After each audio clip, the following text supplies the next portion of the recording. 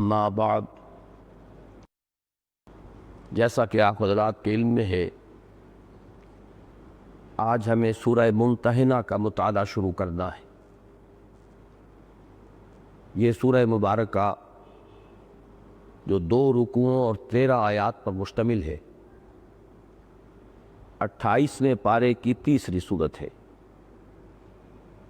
آج ہم کوشش کریں گے کہ 7 آیات کا مطالعہ مکمل کریے۔ تو آئیے کہ پہلے ہم ان آیات کی تلاوت کر لیں۔ اعوذ باللہ من الشیطان الرجیم، بسم اللہ الرحمن الرحیم۔ یا ایھا الذین آمنوا لا تتخذوا عدوی وعدوکم اولیاء تلقون الیہم بالمودۃ وقد کفروا بما جاءکم من الحق یخرجون الرسول وإیاکم ان تؤمنوا باللہ ربکم ان کنتم خرجتم جہادا فی سبیلی وابتغاء مرضاتی تسرون الیہم بالمودۃ وَأَنَا أَعْلَمُ بِمَا أَخْفَيْتُمْ وَمَا أَعْلَنْتُمْ وَمَنْ يَفْعَلْهُ مِنْكُمْ فَقَدْ ضَلَّ سَوَاءَ السَّبِيلِ إِنْ يَثْقَفُوكُمْ يَكُونُوا لَكُمْ أَعْدَاءً وَيَبْسُطُوا إِلَيْكُمْ أَيْدِيَهُمْ وَأَلْسِنَتَهُمْ بِالسُّوءِ وَوَدُّوا لَوْ تَكْفُرُونَ لَنْ تَنْفَعَكُمْ أَرْحَامُكُمْ وَلَا أَوْلَادُكُمْ يَوْمَ الْقِيَامَةِ یفصل بینکم واللہ بما تعملون بصیر قد کانت لکم اسوۃ حسنۃ فی ابراہیم والذین معہ اذ قالوا لقومہم انا براء منکم ومما تعبدون من دون اللہ کفرنا بکم وبدا بیننا وبینکم العداوۃ والبغضاء ابدا حتى تؤمنوا بالله وحده إلا قول إبراهيم لأبيه لأستغفرن لك وما أملك لك من الله من شيء ربنا عليك توكلنا وإليك أنبنا وإليك المصير ربنا لا تجعلنا فتنة للذين كفروا واغفر لنا ربنا إنك أنت العزيز الحكيم لقد كان لكم فيهم أسوة حسنة لمن كان يرجو الله واليوم الآخر ومن يتول فإن الله هو الغني الحميد عسى الله أن يجعل بينكم وبين الذين عاديتم منهم مودة والله قدير والله غفور رحيم صدق الله العظيم رب اشرح لي صدري ويسر لي امري واحلل عقدة من لساني يفقهوا قولي اللهم ربنا الهمنا رشدنا واعذنا من شرور انفسنا اللهم ارنا الحق حقا وارزقنا اتباعه وارنا الباطل باطلا وارزقنا اجتنابه آمین یا رب العالمین۔ چونکہ تقریباً 1.5 ماہ کا وقفہ درمیان میں آ گیا ہے، لہٰذا کچھ دوبارہ ذہن میں تازہ کرنا ہوگا کہ ہم اس وقت مصحف میں کس مقام پر ہیں۔ آپ میں سے اکثر حضرات کو اب یہ بات تو یاد ہو چکی ہوگی کہ قرآن حکیم کی 7 منزلیں تو وہ ہیں جن کا تعلق تلاوت سے ہے۔ 7 منزلیں تقریباً برابر حصے میں قرآن مجید منقسم ہے، تاکہ ایک منزل یا ایک حزب کی انسان اگر روزانہ تلاوت کر لے تو ہر ہفتے میں وہ قرآن مجید ختم کرے۔ اس میں معانی یا مفاہیم کا کوئی لحاظ نہیں ہے، بلکہ اصل شے ہے کہ تقریباً برابر حصوں میں قرآن منقسم ہو جائے۔ البتہ یہ ضرور ہے کہ چونکہ یہ تقسیم جو ہے احزاب میں یا منزلوں میں، یہ دور نبوی میں موجود تھی، دور صحابہ میں موجود تھی، لہذا اس میں بڑا حسن ہے، اور وہ حسن یہ ہے کہ ان میں صورتیں تقسیم نہیں کی گئیں۔ نمبر 1، پوری صورتیں شامل ہیں، یہ نہیں کہ بالکل برابر کرنے کے لیے جیسا کہ بعد میں جو پاروں کا معاملہ کیا گیا ہے، بڑا ظلم کیا گیا ہے قرآن مجید پر۔ یہ 30 پاروں میں جو تقسیم کیا گیا جس کا دور صحابہ میں کوئی ذکر ہمیں نہیں ملتا، اس میں صورتوں کو توڑ دیا گیا اور عجیب طریقے پر توڑا گیا ہے۔ لیکن یہ کہ یہ جو احزاب ہیں ان میں سورت کی کوئی فصیل نہیں ٹوٹتی، پوری صورتیں ہیں، اور اس میں بھی ایک مزید حسن یہ ہے کہ سورہ فاتحہ کو علیحدہ کر دے، اس لیے کہ وہ پورے قرآن مجید کے لیے ایک تمہید اور دیباچے کی حیثیت رکھتی ہے، خود اپنی جگہ مکمل قرآن ہے۔ تو اس کے بعد پہلے حزب میں آپ کو 3 صورتیں ملیں گی، پھر 5، پھر 7، پھر 9، پھر 11، پھر 13۔ یہ بالکل ایک لیڈر ہے، سیڑھی ہے جو بنتی ہے۔ البتہ آخری حزب جو ہے حزب مفصل، اس میں 65 صورتیں۔ یہ ایک تقسیم ہے۔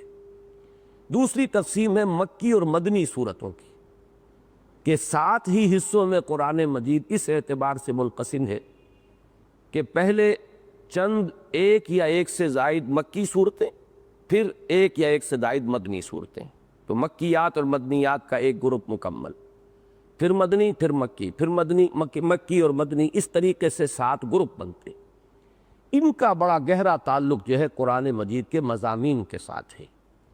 اس میں ایک حسن اتفاق سمجھ لیجئے، سورہ قاف پر آ کر یہ دونوں جو تقسیمیں ہیں یہ جمع ہو گئیں۔ ایک اور مقام پر بھی دونوں جمع ہوئی ہیں، اور وہ ہے سورہ توبہ سے۔ لیکن یہ کہ سورہ قاف سے لے کر آخر قرآن مجید تک، سورۃ الناس تک، یہ منزل تو ایک ہے، منزل تلاوت۔ یہ حزب مفصل کہلاتا ہے، جس کی 65 صورتیں ہیں۔ لیکن مکی مدنی کے اعتبار سے اس میں 2 گروپ ہیں، چھٹا اور ساتواں۔ چھٹے گروپ میں پہلے 6 مکی صورتیں تھیں، 7 صورتیں، سورہ قاف سے شروع ہو کر سورہ واقعہ تک۔ سورہ قاف، سورہ زاریات، سورہ طور، سورۃ النجم، سورۃ القمر، سورۃ الرحمن، سورۃ الواقعہ۔ پھر یہ مدنی صورتیں ہیں جو سورہ حدید سے شروع ہوئی ہیں سورہ تحریم تک، یہ 10 صورتیں۔ ان میں سے 3 کا ہم مطالعہ کر چکے ہیں، 4تھی صورت آج شروع کر رہے ہیں۔ یہ جو چھٹا گروپ ہے اس کے بارے میں عرض کر چکا ہوں کہ اس کی جو مکیات ہیں وہ بھی ایک اعتبار سے قرآن مجید میں کلائمیکس کی حیثیت رکھتی ہیں۔ ان میں اصل خطاب ہے منکرین آخرت سے، انذار آخرت ان کا اصل مضمون ہے۔ لیکن ظاہر بات ہے کہ مکی صورتوں میں جہاں کوئی خاص مضمون آئے گا ایمانیات ثلاثہ میں سے، بقیہ 2 مضامین بھی ہوں گے، توحید کا ذکر بھی ہے، رسالت کا ذکر بھی ہے، لیکن اصل مضمون آخرت ہے۔ پھر یہ کہ جہاں تک حسن ظاہری کا تعلق ہے، یعنی الفاظ کی بندش، ایک صوتی آہنگ، ایک ردم، یہ جو ظاہری محاسن ہے قرآن مجید کے، ان کے اعتبار سے یہ 7 صورتیں قرآن مجید کے کلائمیکس کی حیثیت رکھتی ہیں۔ انہی میں سے سورۃ الرحمن ہے جسے عروس القرآن قرار دیا ہے حضور صلی اللہ علیہ وسلم نے، کہ یہ قرآن مجید کے دلہن ہے۔ یہ جو 10 صورتیں ہیں یہ بھی ایک خاص اعتبار سے قرآن مجید کا کلائمیکس ہے، اور وہ یہ کہ اس میں خطاب ہے امت مسلمہ سے، کفار سے خطاب نہیں ہے، نہ مشرکین سے خطاب ہے، نہ اہل کتاب سے خطاب ہے۔ مشرکین کا تو ذکر بھی آپ کو نہیں ملے گا، اہل کتاب کا ذکر ہے، لیکن وہ ذکر بھی بطور نشان عبرت، کہ مسلمانوں کو دکھا دیا جائے کہ دیکھو جس مقام پر تم آج فائز ہو رہے ہو، تم اب امت مسلمہ کی حیثیت رکھتے ہو، تم ہوگے اب کتاب الہی کے وارث، دین الہی کے علمبردار۔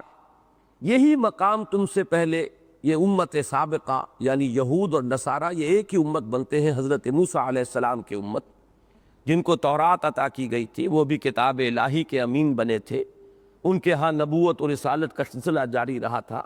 لیکن یہ کہ انہوں نے یہ غلطیاں کی، اور اس کے نتیجے میں وہ اب ایک نشان عبرت بن چکے ہیں۔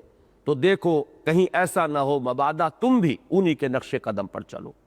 تو اگر اہل کتاب کا ذکر ہے وہ بھی یہاں پر بطور نشان عبرت ہے، ان سے خطاب کا انداز نہیں ہے، سوائے ایک سورہ جمعہ میں آپ کو ملے گا کہ خطاب کا انداز ہے، لیکن وہ بھی اصلاً ضمناً ہے۔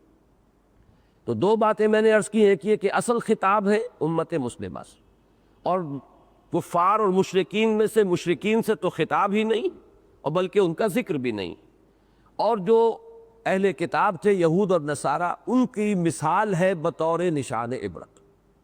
دوسری بات یہ نوٹ کیجئے کہ مسلمانوں سے خطاب میں بھی ملامت کا رنگ ہے، تمہیں کیا ہو گیا ہے، تم کیوں خرچ نہیں کرتے، کیوں اللہ کی راہ میں جہاد نہیں کرتے، کیوں کہتے ہو جو کرتے نہیں ہو، کیوں تم اللہ کے دشمنوں سے دوستی کی پینگیں بڑھاتے ہو؟ یہ انداز آپ کو ان تمام صورتوں میں ملے گا، ملامت کا انداز ہے۔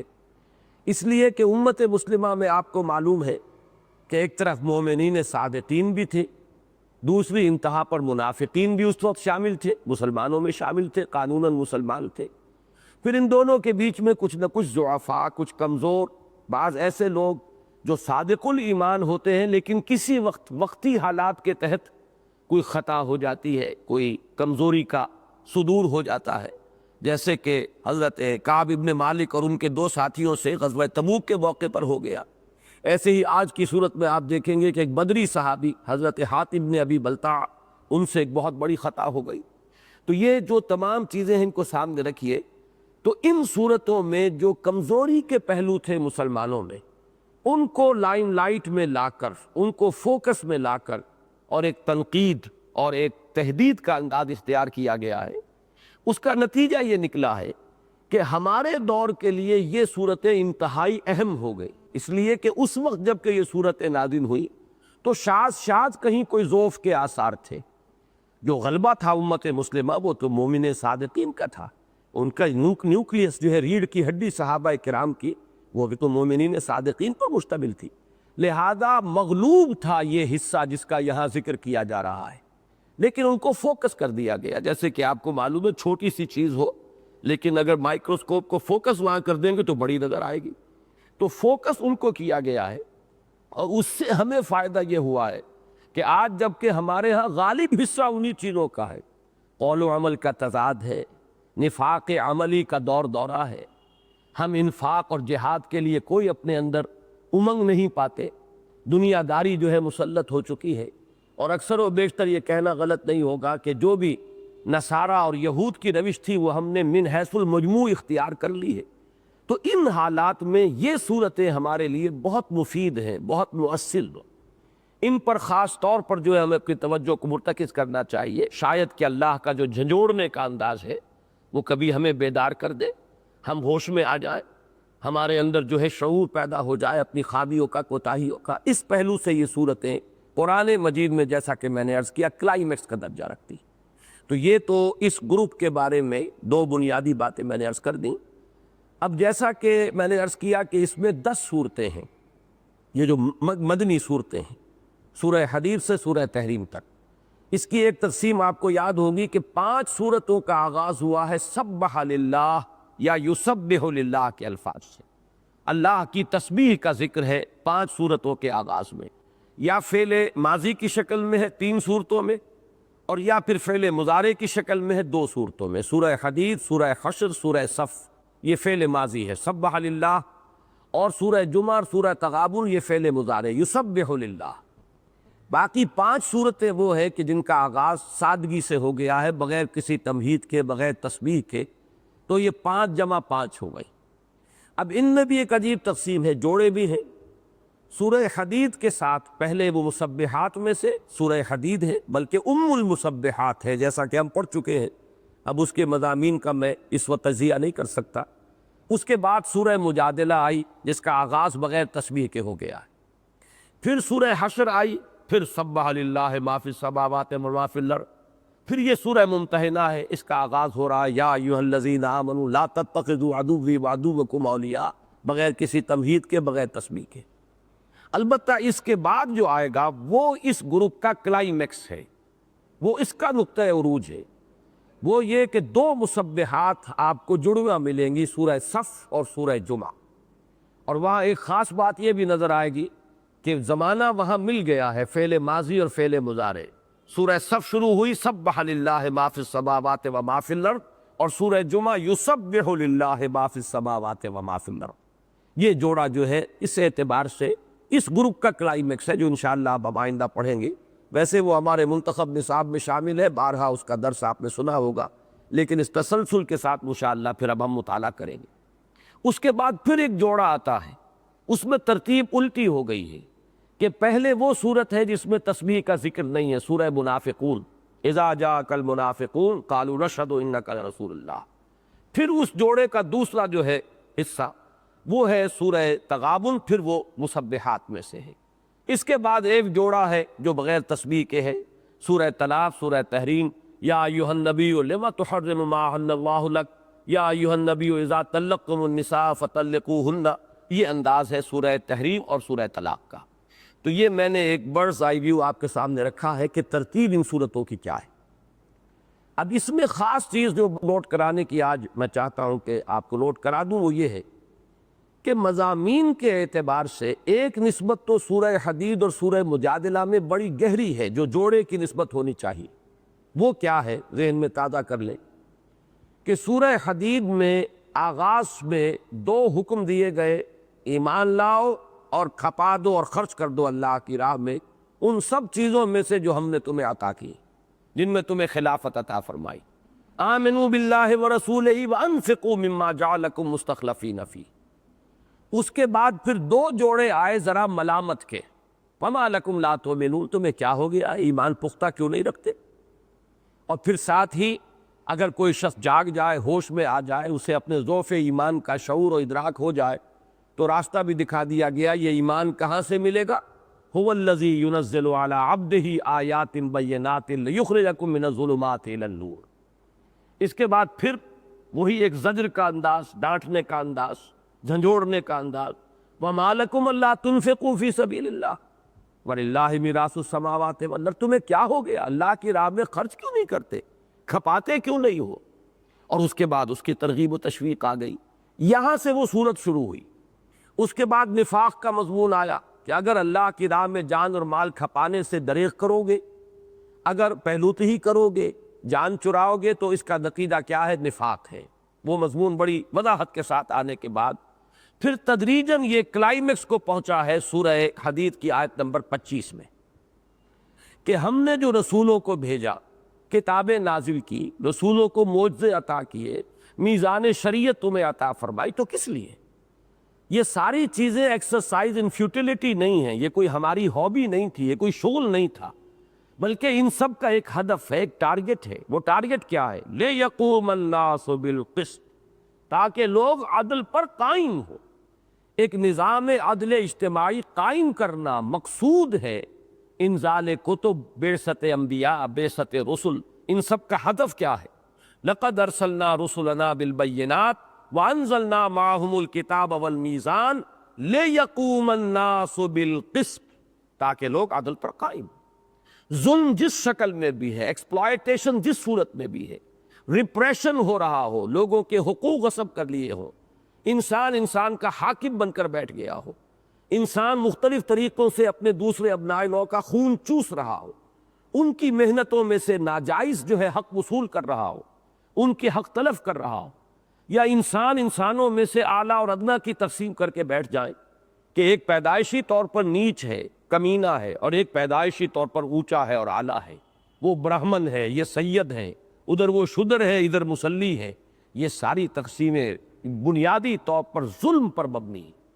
ان تمام جو بھی صورتیں ہیں ظلم کی، ان کو ختم کرنا یہ مقصود ہے بعثت انبیاء، ارسال رسل، انزال کتب، اور جو شریعت کا نظام اور میزان عطا فرمائی اس کا۔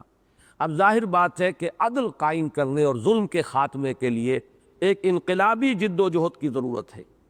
لہٰذا اس آیت میں اس انقلابی جد و جہد کے اپنی جو کلائمیکس ہوتا ہے، چوٹی، کہ وہ جو 6 سٹیپس میں بیان کرتا ہوں، ان میں آپ کو معلوم ہے کہ 6واں سٹیپ جو ہے انقلابی پروسیس کا، وہ آرمڈ کانفلکٹ ہے، مسلح تصادم۔ لہذا اس آیت میں صرف اس کا اشارہ کر دیا گیا، باقی چیزیں مختلف مواقع پر آئی ہیں۔ وَأَنزَلْنَا الْحَدِيدَ فِيهِ بَأْسٌ شَدِيدٌ وَمَنَافِعُ لِلنَّاسِ وَلِيَعْلَمَ اللَّهُ مَن يَنصُرُهُ وَرُسُلَهُ بِالْغَيْبِ إِنَّ اللَّهَ قَوِيٌّ عَزِيزٌ۔ ہم نے لوہا اتارا ہے جس میں جنگ کی صلاحیت ہے، قوت حرب و ضرب ہے، اور یہ ہم چاہتے ہیں کہ دیکھیں کہ کون ہے ہمارے وفادار بندے جو ہمارے عطا کردہ نظام عدل و قسط کو قائم کرنے کے لیے لوہے کی طاقت ہاتھ میں لیتے ہیں، اور ان لوگوں کی سرکوبی کرتے ہیں کہ جو لوگوں پر ظلم کرتے ہیں اور جو لوگوں اس عدل کا نظام قائم کرنے کی راہ میں مزاحم ہوتے ہیں۔ یہ ہے اجمالاً میں نے اول و آخر کو جوڑ کر سورہ حدید کا مضمون بیان کیا۔ اب سورہ مجادلہ کے ساتھ اس کا گہرا ربط کیا تھا؟ یہ کام نہیں ہو سکتا جب تک کہ حزب اللہ وجود میں نہ آئے۔ ایک پارٹی، انقلابی پارٹی، ایک ایسی جماعت جس میں وہ لوگ شامل ہوں کہ جو اللہ اور اس کے رسول کے ساتھ کامل وفاداری رکھتے ہیں، جن کی پوری کمٹمنٹ ہو اللہ کے ساتھ اور اس کے رسول کے ساتھ، اللہ کے دین کے ساتھ. اور اس کمٹمنٹ کا ظہور ہوگا اولاً ان کے اپنے کردار میں، اپنے معاملات میں. وہ اللہ کے بندے بنے، رسول کی اطاعت کرے، رسول کا اتباع کرے. یہ گویا کہ شہادت عملی ہے ان کی کمٹمنٹ کی کہ اللہ اور اس کے رسول کے ساتھ. اور پھر یہ کہ وہ اللہ کے دین کے غلبے یا اس نظام عدل و قسط کو برپا کرنے کے لیے تن من دھن لگا دے. یہ حزب اللہ جو ہے، اس کا ایک خصوصی وصف یہ ہے کہ جو اس میں شامل ہو وہ تمام خونی رشتے، تمام سابقہ دوستیاں، تمام سابقہ حلیفانہ تعلقات. میں نے 3 چیزیں گنوائی ہیں. خونی رشتہ اہم ترین ہوتا ہے، اس کے بعد دوستیاں ہوتی ہیں مختلف بنیاد پر، ذوق ہے، پسند ہے، مزاجوں کی ہم آہنگی ہے، دوستی ہے. اور تیسرے یہ کہ سیاسی اعتبار سے جن کے ساتھ کو حلیفانہ تعلقات تھے، ان تمام کے اوپر اگر وہ تیشہ نہیں چلا سکتے، ایمان کا تیشہ، کہ ایمان کی ضرب سے وہ ان رشتوں کو کاٹنے کے لیے تیار ہو جائے کہ اب ان کا اصل رشتہ ایمان کے ساتھ ہوگا. جو اللہ اور اس کے رسول کے ساتھ وفادار ہے اس سے دوستی ہوگی، اس سے محبت ہوگی. جو اللہ اور اس کے رسول کا باغی ہے، دشمن ہے، غدار ہے، اس کے ساتھ قطعاً دوستی نہیں ہوگی، محبت نہیں ہوگی. خواہ وہ باپ ہو، بیٹا ہو، بھائی ہو، کسے باشد، کتنے ہی اس کے ساتھ سابقہ تعلقات ہو، کتنے ہی مراسم ہو، کتنی ہی دوستیاں ہو، کتنے ہی حلیفانہ مراسم رہے ہو، اگر یہ کام نہیں کر سکتے، یوں سمجھیے کہ یہ ایک پری کوالیفیکیشن ہے کہ اس کے بغیر تم کوالیفائی ہی نہیں کر سکتے لفظ حزب اللہ کے لیے، یہ ٹائٹل ہی تمہیں نہیں ملے گا. یہ ہے اصل میں سورہ مجادلہ کا اہم ترین مضمون جس پر سورہ مجادلہ ختم ہوئی. تو سورہ حدید اور سورہ مجادلہ کے مابین یہ گہرا ربط ہے. لیکن ایک دوسرے اعتبار سے آپ دیکھیں گے تو سورہ حدید کی زیادہ جو مناسبت ہے وہ سورہ حشر کے ساتھ ہے. اس لیے بھی کہ مسبحات ہیں دونوں، اس لیے بھی میں نے عرض کیا ہے، آج بھی اسی لیے میں نے خاص طور پر حافظ صاحب سے کہا تھا کہ وہ سورہ حدید کا پہلا رکوع اور سورہ حشر کا آخری رکوع جو ہے مغرب کی نماز میں تلاوت کرے کہ ان کا جو مضامین ہے اس کے اندر کس قدر گہری مناسبت ہے. ادھر 6 آیات میں اللہ تعالیٰ کی ذات و صفات کا بیان، ادھر آخری 3 آیات میں سورہ حشر کے اللہ تعالیٰ کے اسماء حسنہ کا سب سے بڑا گلدستہ. ادھر اس کے بعد جو ہے ایمان لاؤ اور انفاق کرو. وہاں کیا ہے؟ اللہ کا تقوی اختیار کرو. 2 مرتبہ تقوی کا حکم. اب تقوی کا جیسا کہ میں نے اس سے پہلے بھی عرض کیا، ایک سلبی پہلو ہوتا ہے بچنا معصیت سے، اللہ کے حکم کو توڑنے سے، اور ایک اثباتی پہلو ہے تقوی کا، آگے بڑھ کر اللہ کے لیے اپنا تن من دھن لگانا. وہ انداز سورہ حدید میں ہے، یہاں وہ سلبی پہلو لے لیا گیا. پھر یہ کہ یہاں بھی فرمایا گیا کہ اگر ایمان میں تمہیں ضعف محسوس ہو رہا ہے تو یہ آیات بینات ہم نے اسی لیے تو نازل کی ہے اپنے بندے پر صلی اللہ علیہ وسلم، اس میں غوطہ زری کرو، اس سے وہ ایمان حقیقی تمہیں حاصل ہوگا. یہی بات سورہ حشر کے آخر میں فرما دی گئی، لو انزلنا هذا القرآن على جبل لرأيته خاشعا متصدعا من خشیۃ اللہ. اسی طرح جو مابعد الطبیعیات کے موضوع ہے فلسفے کا، اس کا چوٹی کا مضمون جو ہے حقیقت وجود، اس پر سورہ حدید کے جو آیت نمبر 3 ہے، هو الاول والآخر والظاہر والباطن. اور جو فلسفے کی ایک دوسری شاخ ہے نفسیات انسانی، اس کے اعتبار سے چوٹی کی آیت ہے سورہ حشر کے جو آخری رکوع میں ہے، وَلَا تَكُونُوا كَالَّذِينَ نَسُوا اللَّهَ فَأَنسَاهُمْ أَنفُسَهُمْ أُولَٰئِكَ هُمُ الْفَاسِقُونَ. تو پہلا رکوع سورہ حدید کا اور آخری رکوع سورہ حشر کا انتہائی مشابہت ہے اور مناسبت ہے، مضامین کی ترتیب عکسی ہے. اب دیکھیے یہاں تک بات ہوئی ہے کہ سورہ حدید شروع ہوئی سبح للہ ما فی السماوات والارض سے، اور سورہ حشر ختم ہوئی یسبح لہ ما فی السماوات والارض وہو العزیز الحکیم. بالکل وہاں کا جو ابتدائیہ ہے یا اختتام ہو رہا ہے، صرف اس فرق کے ساتھ کہ وہاں فعل ماضی ہے، یہاں فعل مضارع ہے. تو یہ میں نے صرف اشارہ کیا ہے کہ مضامین کے اعتبار سے یہاں پر جو وہ جوڑوں کی تقسیم اس سے پہلے ہم دیکھتے آئے ہیں قرآن مجید میں، یہاں وہ ایک اضافی شان کے ساتھ ہے کہ ایک پہلو سے سورہ حدید کا جوڑا جو ہے سورہ مجادلہ ہے، ایک دوسرے پہلو سے سورہ حدید کا جوڑا جو ہے وہ بنتا ہے سورہ حشر، ایک پہلو سے سورہ حشر کا جوڑا ہے سورہ ممتحنہ. لیکن ایک اعتبار سے سورہ مجادلہ کے ساتھ مناسبت ہے سورہ ممتحنہ کی، بلکہ ایسے محسوس ہوتا ہے کہ جس مضمون پر سورہ مجادلہ ختم ہوئی ہے اسی مضمون سے سورہ ممتحنہ شروع ہوئی.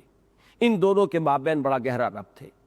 اب اس چیز کے بعد آخری بات تمہیداً میں یہ عرض کروں گا کہ میں بار بار آج لفظ استعمال کر رہا ہوں کلائمیکس، کہ اس پہلو سے یہ مقام کلائمیکس ہے. بارہا میں نے یہ اصطلاح استعمال کی ہے کہ قرآن مجید میں بہت سے مضامین بتکرار و اعادہ آئے ہیں، بہت سے مقامات پر آئے، لیکن ہر مضمون پر کوئی ایک مقام جو ہے وہ اس کے نقطۂ عروج، اس کے کلائمیکس کی حیثیت رکھتا ہے. تو اب ایک مضمون جس کے اعتبار سے سورہ ممتحنہ کلائمیکس کا درجہ رکھتی ہے، وہ مضمون پہلے ذہن میں اب تازہ کر لیں اور اس عنوان کو جما لیں. وہ عنوان ہے کفار کے ساتھ موالات یا مدارات یا مواسات. اس کے ضمن میں اللہ کا حکم کیا ہے؟ یہ تین اصطلاحات ہیں، ذرا ان کو پہلے اچھی طرح ذہن نشین کر لیں.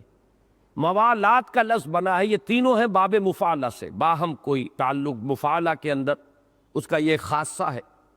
موالات ولی سے بنا ہے، ولی کہتے ہیں دوست، گرم جوش دوست، انتہائی قابل اعتماد دوست، جس سے کہ آپ کسی آڑے وقت میں توقع رکھیں کہ وہ آپ کے کام آئے گا، جس کے بارے میں آپ کو یہ اعتماد ہو کہ وہ آپ کا ہمدرد ہے، غمخوار ہے، وفادار ہے، وہ ولی. ولی سے موالات بنا. اب آیا کفار کے ساتھ موالات کی کوئی شکل ہو سکتی ہے یا نہیں؟ پہلا سوال یہ ہے. مدارات ایک دوسرا لفظ ہے، خوش خلقی سے پیش آنا، ظاہری احترام کرنا، یہ دوسرا لفظ ہے. بغیر دلی محبت کے آدمی کا ایک اخلاق ہے، ایک رویہ ہے. کوئی شخص آیا ہے ملنے کے لیے تو چاہے آپ کے دل میں اس کے لیے کوئی محبت نہیں، بلکہ ہو سکتا ہے کہ نفرت بھی ہو، لیکن آپ کے لیے ایک خوش خلقی کا تقاضا یہ ہوگا کہ آپ اس سے ملے تو اچھے انداز میں ملے، حسن اخلاق کے ساتھ ملے. کسی وقت یہ بھی ہو سکتا ہے کہ اس میں کسی درجے میں کوئی تصنع بھی شامل ہو جائے، یہ میں بھی بعد میں عرض کروں گا. یہ مدارات کہلاتا ہے. ایک ضرورت کے تحت اس میں تصنع بھی ہو سکتا ہے. وہ تصنع کا لفظ اگرچہ بڑا ثقیل آپ کو نظر آئے گا، لیکن یہ کہ میں یہی چاہتا ہوں کہ بات کو اچھی طرح سمجھ لیں، اور جب تک کوئی لفظ ذرا پنچ کرنے والا سامنے نہ آئے تو کسی مضمون کا جو اصل ہے، کرکس آف دی میٹر، وہ سامنے نہیں آتا. تیسرا لفظ ہے مواسات. مواسات ہے باہمی ہمدردی، یعنی یہ کہ کفار میں کوئی غریب ہے، بھوکا ہے، پیاسا ہے، آیا ہمیں اس کی حاجت روائی کرنی چاہیے یا نہیں؟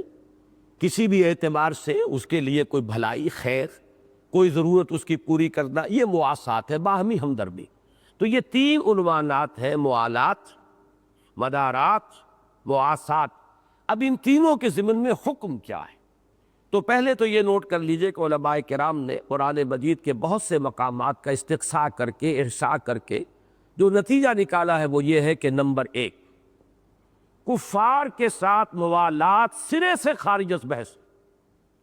دلی محبت، دلی تعلق، ولایت باہمی کا رشتہ قلبی گہرائی کے ساتھ، یہ ایمان کے منافی ہے. ایمان کی غیرت اور ایمان کی حمیت کی نفی ہو جائے گی اگر آپ کا دلی تعلق، محبت کا رشتہ قلبی کافر کے ساتھ ہے. لہذا موالات خارج از بحث.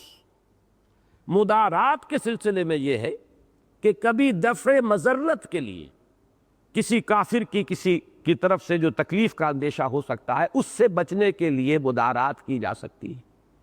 یا یہ ہے کہ کہیں مصلحت دینی کے خاطر مدارات کی جا سکتی ہے کہ آپ کسی کے ساتھ اس طرح کا معاملہ کریں تاکہ اس کا دل نرم پڑ جائے. جیسے مؤلفۃ قلوبہم کہا گیا ہے، کچھ لوگوں کو مسلمانوں میں سے تازہ تازہ ایمان لائے ہیں، ان کی تالیف قلب کے لیے زکوٰۃ میں سے ایک مد مقرر کر دی گئی کہ ابھی نئے نئے ایمان لائے ہیں تو ذرا ان کے دل کو نرم کیا جائے، تاکہ وہ دل نرم ہوگا تو اس میں ایمان جو ہے جذب ہوگا.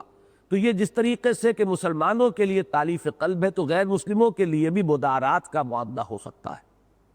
اس میں جو تخصیص کی ہے علماء نے وہ یہ ہے کہ مصلحت دینی ہو، مصلحت ذاتی نہیں. دفع مضرت تو ہو سکتی ہے ذاتی اعتبار سے، کسی نقصان سے بچنے کے لیے، کسی تکلیف سے بچنے کے لیے، لیکن جلب منفعت، کوئی اس سے نفع حاصل کرنے کے لیے مدارات، یہ جائز نہیں. یہ تقسیم ہے. نمبر تین ہے مواسات. مواسات کے بارے میں حکم یہ ہے کہ غیر محارب کوئی کافر ہو کہ جو مسلمانوں کے خلاف محاذ آرائی میں شامل نہیں، جو جنگ نہیں کر رہا ہے، حربی کافر نہیں ہے، غیر حربی کافر ہے، تو مواسات کی کھلی اجازت ہے۔ آپ ان کے غریبوں کے ساتھ ہمدردی کریں، آپ ان کے دکھ درد میں ان کے کام آئیں، ان کے ساتھ خوش خلقی کا معاملہ کریں، ان کے ساتھ نیکی اور احسان اور بر کا رویہ کریں، یہ مواسات ہے۔ اس میں تقسیم یہ ہوگی کہ حربی کافر کے ساتھ تو اجازت نہیں ہے، غیر حربی کافر کے ساتھ اس کی کھلی اجازت ہے۔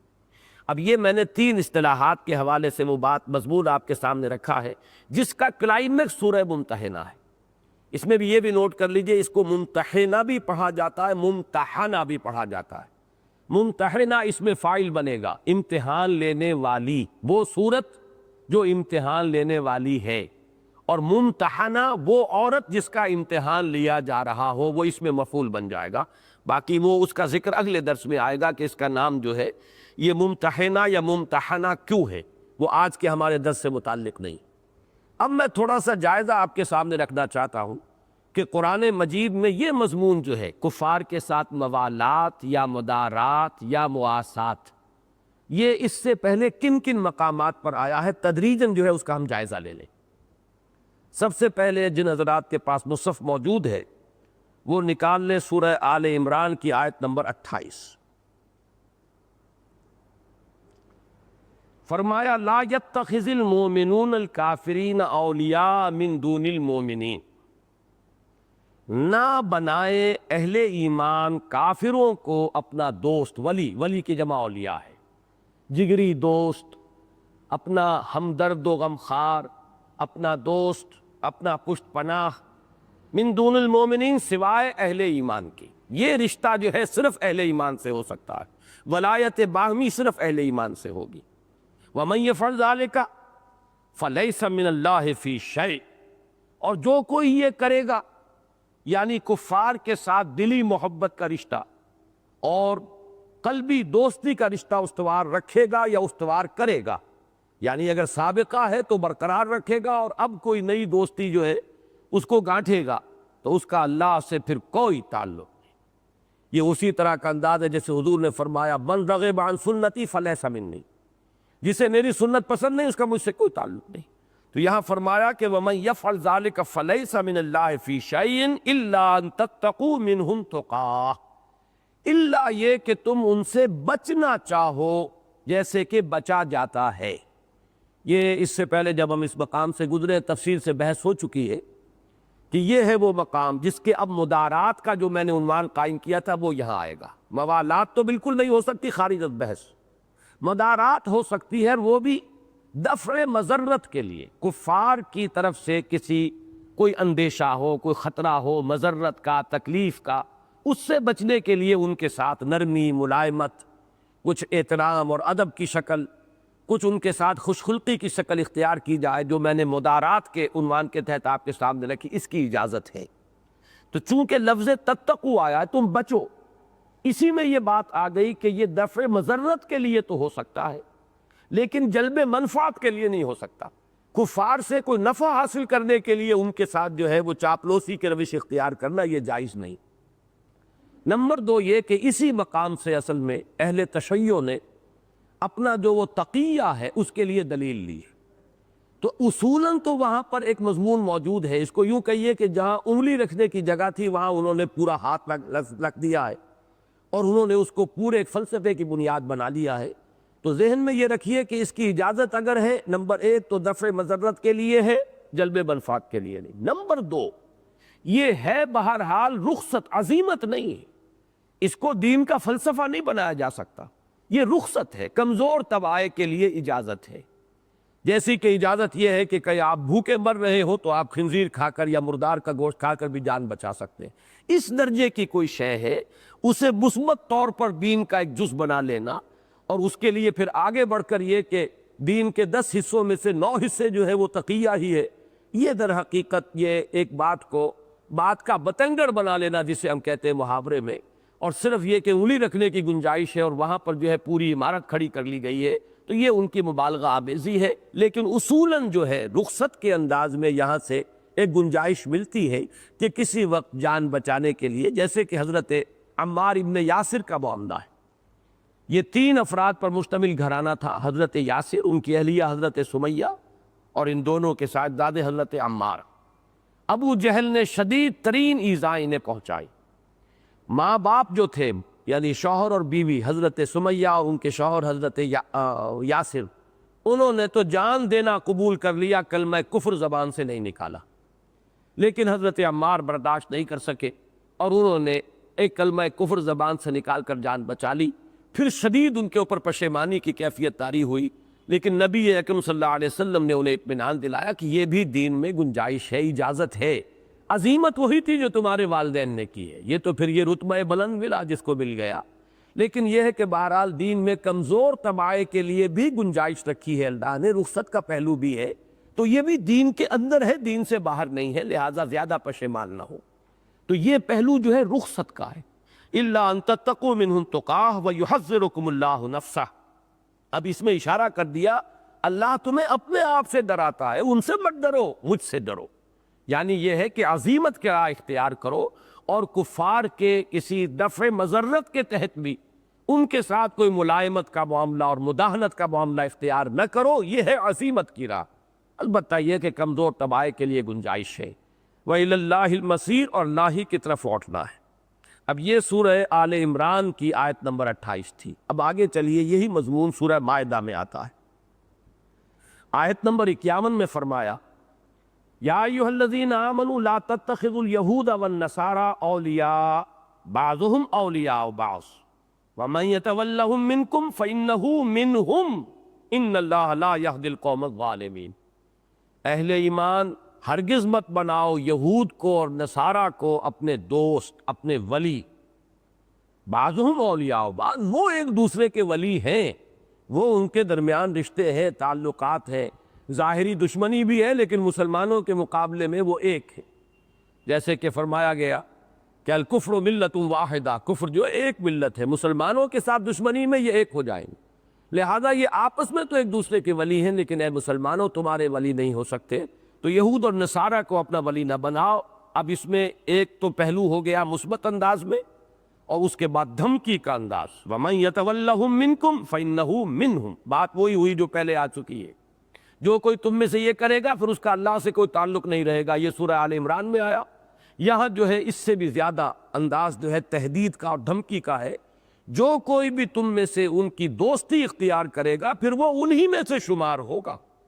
جیسے کہ حضور نے فرمایا کہ من تشبہ قوما فإنہ منہم، جس نے کسی قوم کا تشبہ اختیار کیا، اسی کی وضاقتہ اس درجے تک اختیار کر لی کہ پہچاننا مشکل ہو جائے کہ یہ ان میں سے نہیں ہے اور یہ مسلمان ہے، انہی میں سے ہے، پھر شمار بھی انہی کے ساتھ ہوگا۔ یا جیسے حضور نے فرمایا المرء مع من احب، آدمی اسی کے ساتھ شمار ہوگا کہ جس کے ساتھ اس کی محبت ہے۔ تو یہاں فرمایا کہ اگر تم ان کو دوست بناؤ گے تو فإنہ منہم، جو تم میں سے یہ کرے گا پھر وہ انہی میں سے ہوگا۔ ان اللہ لا یہدی القوم الظالمین، اللہ تعالیٰ ظالموں کو، ایسے ظالموں کو زبردستی ہدایت نہیں دیتا۔ اس کے بعد ذرا آگے چل کر یہ مضمون جو ہے اپنی کلائمیکس کو پہنچا ہے سورہ مائدہ کی آیات نمبر 54 تا 56 میں، بلکہ 57 میں۔ اب وقت چونکہ کم ہے میں صرف ترجمہ کروں گا، زیادہ وضاحت سے نہیں۔ یہ ہمارے منتخب نصاب نمبر 2 میں یہ مقام شامل ہے۔ یا ایھا الذین آمنوا من یرتد منکم عن دینہ، اہل ایمان جو بھی تم میں سے اپنے دین سے پیچھے ہٹے گا، فسوف یأتی اللہ بقوم، تو اللہ تعالیٰ ان قریب لے آئے گا ایک ایسی قوم کو، یحبہم ویحبونہ، یہ ذرا 3 جوڑے آئیں گے، نوٹ کیجئے۔ ایسی قوم ہوگی کہ اللہ ان سے محبت کرے گا، وہ اللہ سے محبت کریں گے۔ اذلۃ علی المؤمنین اعزۃ علی الکافرین، وہ اہل ایمان کے حق میں بڑے نرم ہوں گے، ہو حلقہ یاراں تو بریشم کی طرح نرم، وعزت علی الکافرین، اور کافروں کو بڑے بھاری ہوں گے۔ نظم حق و باطل ہو تو فولاد ہے مومن۔ تیسری بات، یجاہدون فی سبیل اللہ ولا یخافون لومۃ لائم، وہ جہاد کریں گے اللہ کی راہ میں اور کسی ملامت کرنے والے کی ملامت سے کا کوئی اثر قبول نہیں کریں گے۔ ذالک فضل اللہ یؤتیہ من یشاء، یہ اللہ کا فضل ہے، وہ دیتا ہے جس کو چاہتا ہے، واللہ واسع علیم، اللہ تعالیٰ بڑی سمائی والا، بڑی وسعت والا ہے اور جاننے والا ہے۔ اس کے فضل کے خزانے تو عطا ہے، لیکن وہ دیتا ہے جس کو اس کا اہل سمجھتا ہے، فضل میں سے آتا ہے اسی کو کرتا ہے، اپنے علم کامل کی بنیاد پر۔ اب وہ مضمون آ گیا انما ولیکم اللہ ورسولہ والذین آمنوا، اہل ایمان اس بات کو جان لو، تمہارا ولی، تمہارا دوست اولاً تو اللہ ہے، حقیقتاً تو اللہ ولی الذین آمنوا یخرجہم من الظلمات الی النور۔ نمبر دو، ورسولہ، اس کے رسول ہے صلی اللہ علیہ وسلم، وہ تمہارے ولی ہیں، تمہارے دوست ہیں، تمہارے خیر خواہ ہیں، جیسے سورہ توبہ کے آخر میں آیا ہے حریص علیکم بالمؤمنین رؤوف الرحیم، اور جو چیز تم پر مشکل والی ہو وہ ان پر بڑی بھاری گزرتی ہے، وہ ان پر عنتم والی بات جو ہے کہ وہ ان پر بڑی بھاری گزرتی ہے، شاق گزرتی ہے۔ اس کے بعد تیسرے درجے میں پھر اہل ایمان ہے، والذین آمنوا الذین یقیمون الصلاۃ ویؤتون الزکاۃ وہم راکعون، ان اہل ایمان کی شان یہ ہے نماز قائم کرتے ہیں، زکوٰۃ ادا کرتے ہیں جھک کر۔ یہ ہے درجہ، درجہ بدرجہ ولایت قلبی جو ہے، دوستی اللہ سے، اللہ کے رسول سے اور اہل ایمان سے۔ اب اسی کو دوبارہ فرمایا وَمَن يَتَوَلِّ اللَّهَ وَرَسُولَهُ وَالَّذِينَ آمَنُوا فَإِنَّ حِزْبَ اللَّهِ هُمُ الْغَالِبُونَ، جان لو کہ جو یہ شکل اختیار کر لے گا کہ اس کی قلبی دوستی اور اس کی دلی محبت صرف اللہ سے ہو اور اس کے رسول سے ہو اور اہل ایمان سے ہو، تو جان لو کہ پھر یہی حزب اللہ ہے، یہ کوالیفائی کر لیتے ہیں ٹائٹل حزب اللہ کا، اور جان لو کہ حزب اللہ ہی پھر غالب ہونے والی ہے۔ اس کے بعد پھر فرمایا یا ایھا الذین آمنوا لا تتخذوا الذین اتخذوا دینکم ھزوا ولعبا من الذین اوتوا الکتاب من قبلکم والکفار اولیاء، اہل ایمان ہرگز مت بناؤ کفار جو ہے اہل کتاب میں سے، جنہیں کتاب دی گئی تم سے پہلے، انہیں اپنا دوست نہ بناؤ جو تمہارے دین کا استہزاء کرتے ہیں، مذاق اڑاتے ہیں۔ واتقوا اللہ ان کنتم مؤمنین، اللہ کا تقوی اختیار کرو اگر تم مومن۔ تو یہ اب یہ سورہ مجادلہ کا جو ہم نے پچھلی مرتبہ پڑھا تھا، وہ جو پڑھ چکے ہیں عنقریب اس پر آ جائیے۔ سورہ مجادلہ کی 2 آیات،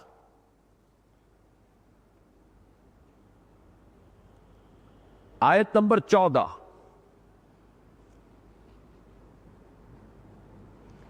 الم تر الی الذین تولوا قوما غضب اللہ علیہم ما هم منکم ولا منہم وَيَحْلِفُونَ عَلَى الْكَذِبِ وَهُمْ يَعْلَمُونَ، کیا تم نے دیکھا نہیں ان لوگوں کو جو دوستی کا اور ولایت باہمی کا رشتہ رکھتے ہیں اس قوم سے جس پر اللہ کا غضب نازل ہوا ہے، مراد یہود ہے، کہ جو بھی مدینے میں اوس اور خزرج کے 2 قبیلے مسلمانوں کے جو ایمان لائے، اور ان میں ظاہر بات ہے کہ کچھ ضعفاء بھی تھے، کچھ منافقین بھی تھے، ان منافقین اور ضعفاء کے محبت کے رشتے قائم تھے یہود کے ساتھ، جن سے بڑے پرانے مراسم تھے، بہت طویل عرصے سے رہ رہے تھے، ان کی دوستیاں تھیں، محبتیں تھیں۔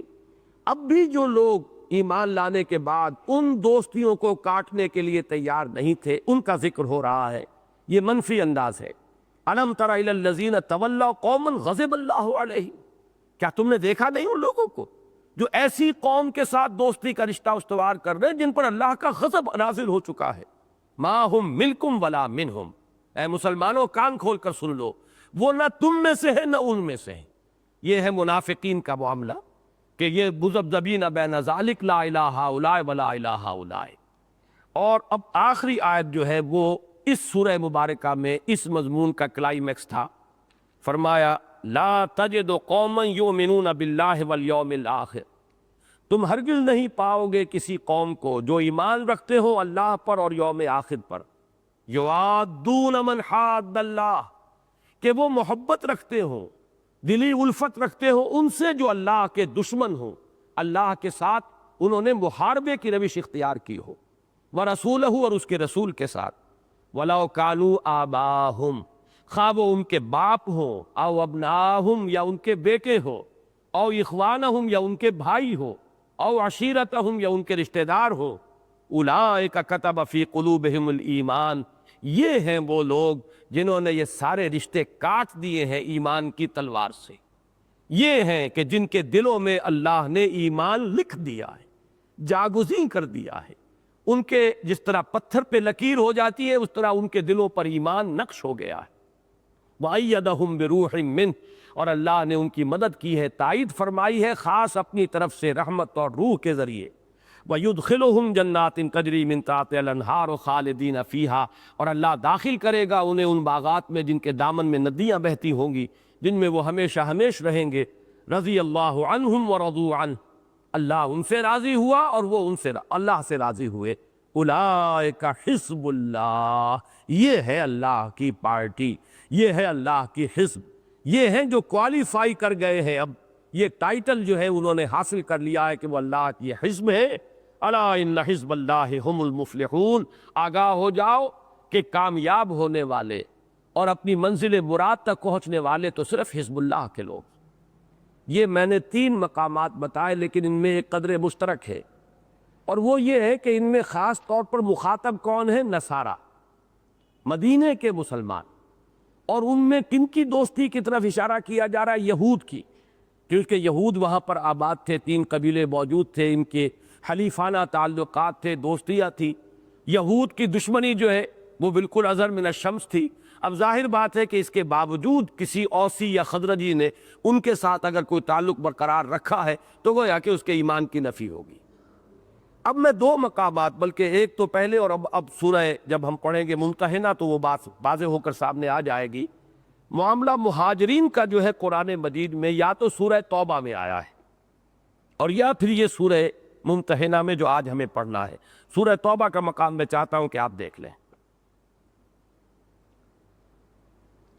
سب سے پہلے تو آیت 8 تا 10، یہ یاد ہوگا آپ حضرات کو، ابھی دورہ قرآن میں بھی ہم اس تجزیے کو دہرا چکے ہیں کہ سورہ توبہ میں رکوع نمبر 2 اور رکوع نمبر 3 ان کا زمانہ نزول ہے فتح مکہ سے متصل قبل، جبکہ حضور صلی اللہ علیہ وسلم مکے کی طرف پیش قدمی کا ارادہ فرما رہے تھے، اور اس وقت ظاہر بات ہے کہ مہاجرین پر اب یہ مرحلہ بڑا کڑا آ گیا تھا۔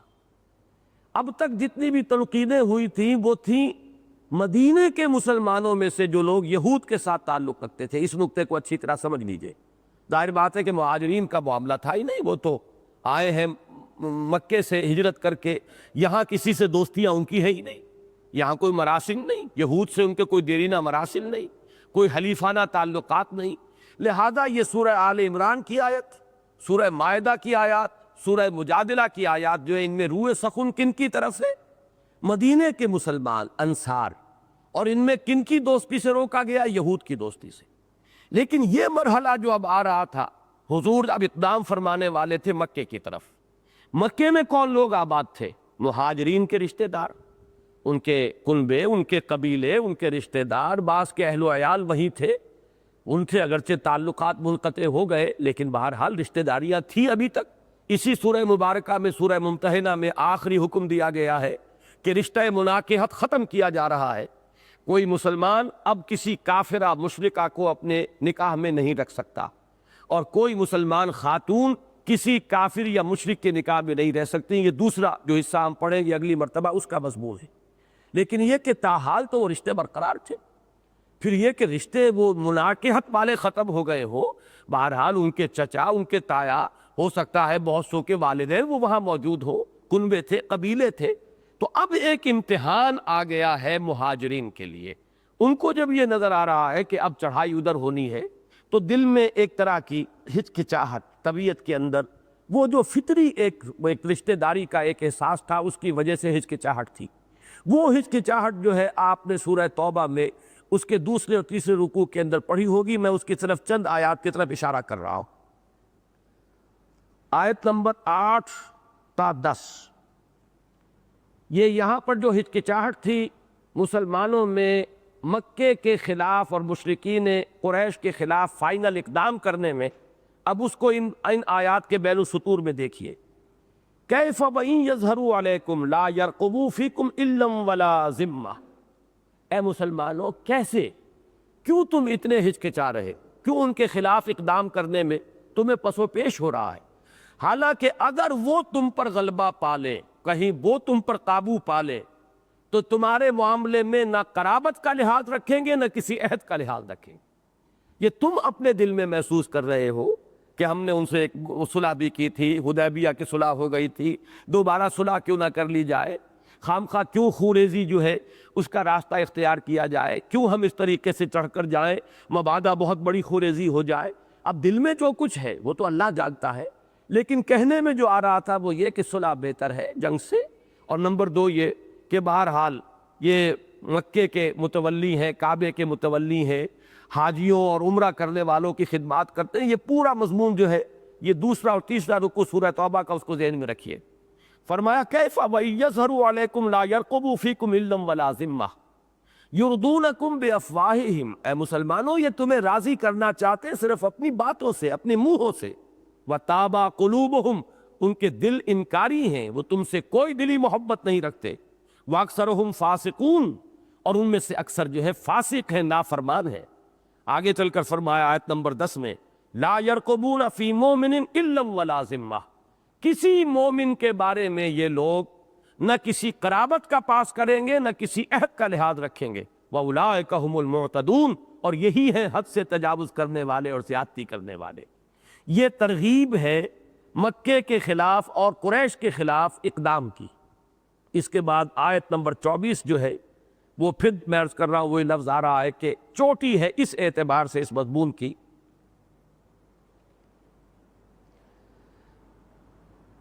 یہ آیت نمبر 23 اور 24، یا ایھا الذین آمنوا لا تتخذوا آباءکم واخوانکم اولیاء، اہل ایمان مت اختیار کرو اپنے باپوں کو اور اپنے بھائیوں کو ولی کی حیثیت سے، ان استحبوا الکفر علی الایمان، اگر انہوں نے ایمان پر کفر کو ترجیح دی ہے، ایمان کے مقابلے میں کفر سے محبت کی ہے، وَمَن يَتَوَلَّهُم مِّنكُمْ فَأُولَٰئِكَ هُمُ الظَّالِمُونَ، اور جو کوئی بھی تم میں سے ان کے ساتھ دوستی رکھے گا، یہ ولایت باہمی کا رشتہ، قلبی محبت کا رشتہ رکھے گا، تو وہی لوگ ظالم ہیں۔ اور ظالم کا لفظ قرآن مجید کی اصطلاح میں بڑا ثقیل ہے، اکثر و بیشتر اس کا اطلاق مشرکین پر ہوتا ہے۔ اب دیکھیے وہ آیت آگے، قل کہہ دیجئے نبی، ان کان آباؤکم وابناؤکم واخوانکم وازواجکم وعشیرتکم، یہ بالکل سورہ مجادلہ کی آخری آیت اور یہ سورہ توبہ کی آیت ہم وزن ہے، لیکن وہاں روح سخن کن سے تھا؟ نصارہ سے، مدینے کے انصار سے، اور روکا گیا تھا یہود کی دوستی سے۔ یہاں روح سخن کن کی طرف ہے؟ مہاجرین کی طرف، اور روکا جا رہا ہے قریش کی دوستی سے، اور وہاں جو رشتہ داریاں ہیں اور تعلقات ہیں ان کو برقرار رکھنے سے۔ کہہ دیجئے کہ اگر تمہیں اپنے باپ اور اپنے بیٹے اور اپنے بھائی اور اپنی بیویاں اور اپنے رشتہ دار اور وہ مال جو تم نے جمع کیے ہیں اور وہ تجارت جس کا تمہیں کساد کا اندیشہ رہتا ہے اور وہ مکان جو تم نے بنائے ہیں، اگر یہ محبوب تر ہے اللہ سے اور اس کے رسول سے اور اللہ کی راہ میں جہاد کرنے سے، فَتَرَبَّصُوا حَتَّىٰ یَأْتِیَ اللَّهُ بِأَمْرِهِ، تو جاؤ انتظار کرو یہاں تک کہ اللہ تعالیٰ اپنا فیصلہ سنا دے، اور اللہ ایسے لوگوں کو واللہ لا یہدی القوم الفاسقین، ایسے فاسقوں کو ہدایت نہیں دیتا۔ اس کا ہم مضمون ہے معاملہ کہ جو سورہ ممتحنہ کا ہے، اس لیے کہ سورہ ممتحنہ کا بھی زمانہ نزول بالکل وہی ہے جو سورہ توبہ کے ان دو رکوعوں کا ہے، دوسرے اور تیسرے رکوع کا۔ یہ صلح حدیبیہ کے بعد اور فتح مکہ سے قبل نازل ہوئی، اور اس کا جو پس منظر ہے ان آیات کا جو آج ہم پڑھ رہے ہیں وہ ایک خاص واقعہ ہے۔ وہاں تو یہ فرمایا گیا کہ اقدام سے کیوں ہچکچا رہے ہو، یہ سورہ توبہ کی آیات میں۔ یہاں ایک واقعہ پیش آ گیا کہ جب حضور صلی اللہ علیہ وسلم نے تیاری شروع کر دی، صلح حدیبیہ توڑی تھی، خود حلیف تھے قریش کے قبیلہ، قریش نے خود نہیں توڑی تھی، قریش کا حلیف ایک قبیلہ تھا اس نے توڑ دی۔ اب ظاہر بات ہے مسلمانوں کا ایک حلیف قبیلہ تھا، اس پر اس نے حملہ کیا۔ اب حضور صلی اللہ علیہ وسلم نے ان کے سامنے آپشن رکھی کہ یا تو مجرموں کو ہمارے حوالے کرو یا خوب ادا کرو یا ان سے تعلق توڑ لو، تمہارا حلیفی کا رشتہ پھر ہم اسے نبٹ لیں گے۔ قریش اس کے لیے تیار نہیں ہو، انہوں نے کہا صلح ہماری ختم۔ اب جب صلح ختم ہو گئی تو حضور صلی اللہ علیہ وسلم نے اب فائنل جو ہے، فائنل اسالٹ کہہ لیجئے، فائنل اقدام کہہ لیجئے، قریش کے خلاف آخری اقدام کے لیے تیاریاں شروع کر دی۔ اب جب یہ تیاریاں شروع ہوئی تو بعض وہ صحابہ جن کے رشتہ دار وہاں تھے، ان کے اہل و عیال وہاں تھے، اب انہیں اندیشہ ہوا کہ کوئی بہت بڑی خوریزی ہو سکتی ہے، اور خوریزی ہوگی تو وہ گندم کے ساتھ گھن بھی پس جائے گا۔ جو وہاں پر ہمارے رشتہ دار ہیں، اہل و عیال ہیں، ان میں جیسا کہ ہم پڑھ چکے ہیں، یہ سورہ فتح کے اندر مضمون آ چکا، بعض اہل ایمان بھی تھے، ایسے ضعیف اہل ایمان کہ یا تو ان کے اندر اتنی ہمت اور جرت نہیں تھی کہ وہ ہجرت کر لے، یا ان کے لیے ممکن ہی نہیں تھا، نہ انہیں راستہ معلوم، نہ ان کے پاس کوئی سفر کے ذرائع موجود، اس کی وجہ سے وہ ہجرت کرنے سے قاصر تھے۔ تو یہ مختلف ملے جلے جو ہے احساسات تھے بعض مسلمانوں کے۔ اب ان میں سے بہت سے تو مسلمان وہ تھے کہ جن کے قبیلے وہاں تھے، انہیں یہ اندازہ تھا کہ قبائلی عصبیت ہوتی ہے تو ہمارے اہل و عیال کو وہاں جو قبائلی تعلق ہے اس کی وجہ سے انہیں ایک پروٹیکشن حاصل ہو جائے گا۔ حضرت حاتب ابن ابی بلتع ایک صحابی ہے اور بدری صحابی ہے۔ ان کا معاملہ یہ تھا کہ وہ قرشی نہیں تھے، بلکہ جیسے کہ مکے میں کچھ اور لوگ آ کر آباد ہو گئے مختلف مواقع پر قریش کے حلیف ہو کر، ویسے ہی ان کا خاندان بھی تھا۔ جیسے کہ میں نے آج ذکر کیا ہے، حضرت عمار ابن یاسر اور حضرت یاسر حضرت سمیہ یہ بھی قرشی نہیں تھے، یہ بھی حضرت یاسر آئے تھے یمن سے اور آ کر آباد ہوئے تھے مکے میں، اور وہ بھی حلیف تھے قریش کے۔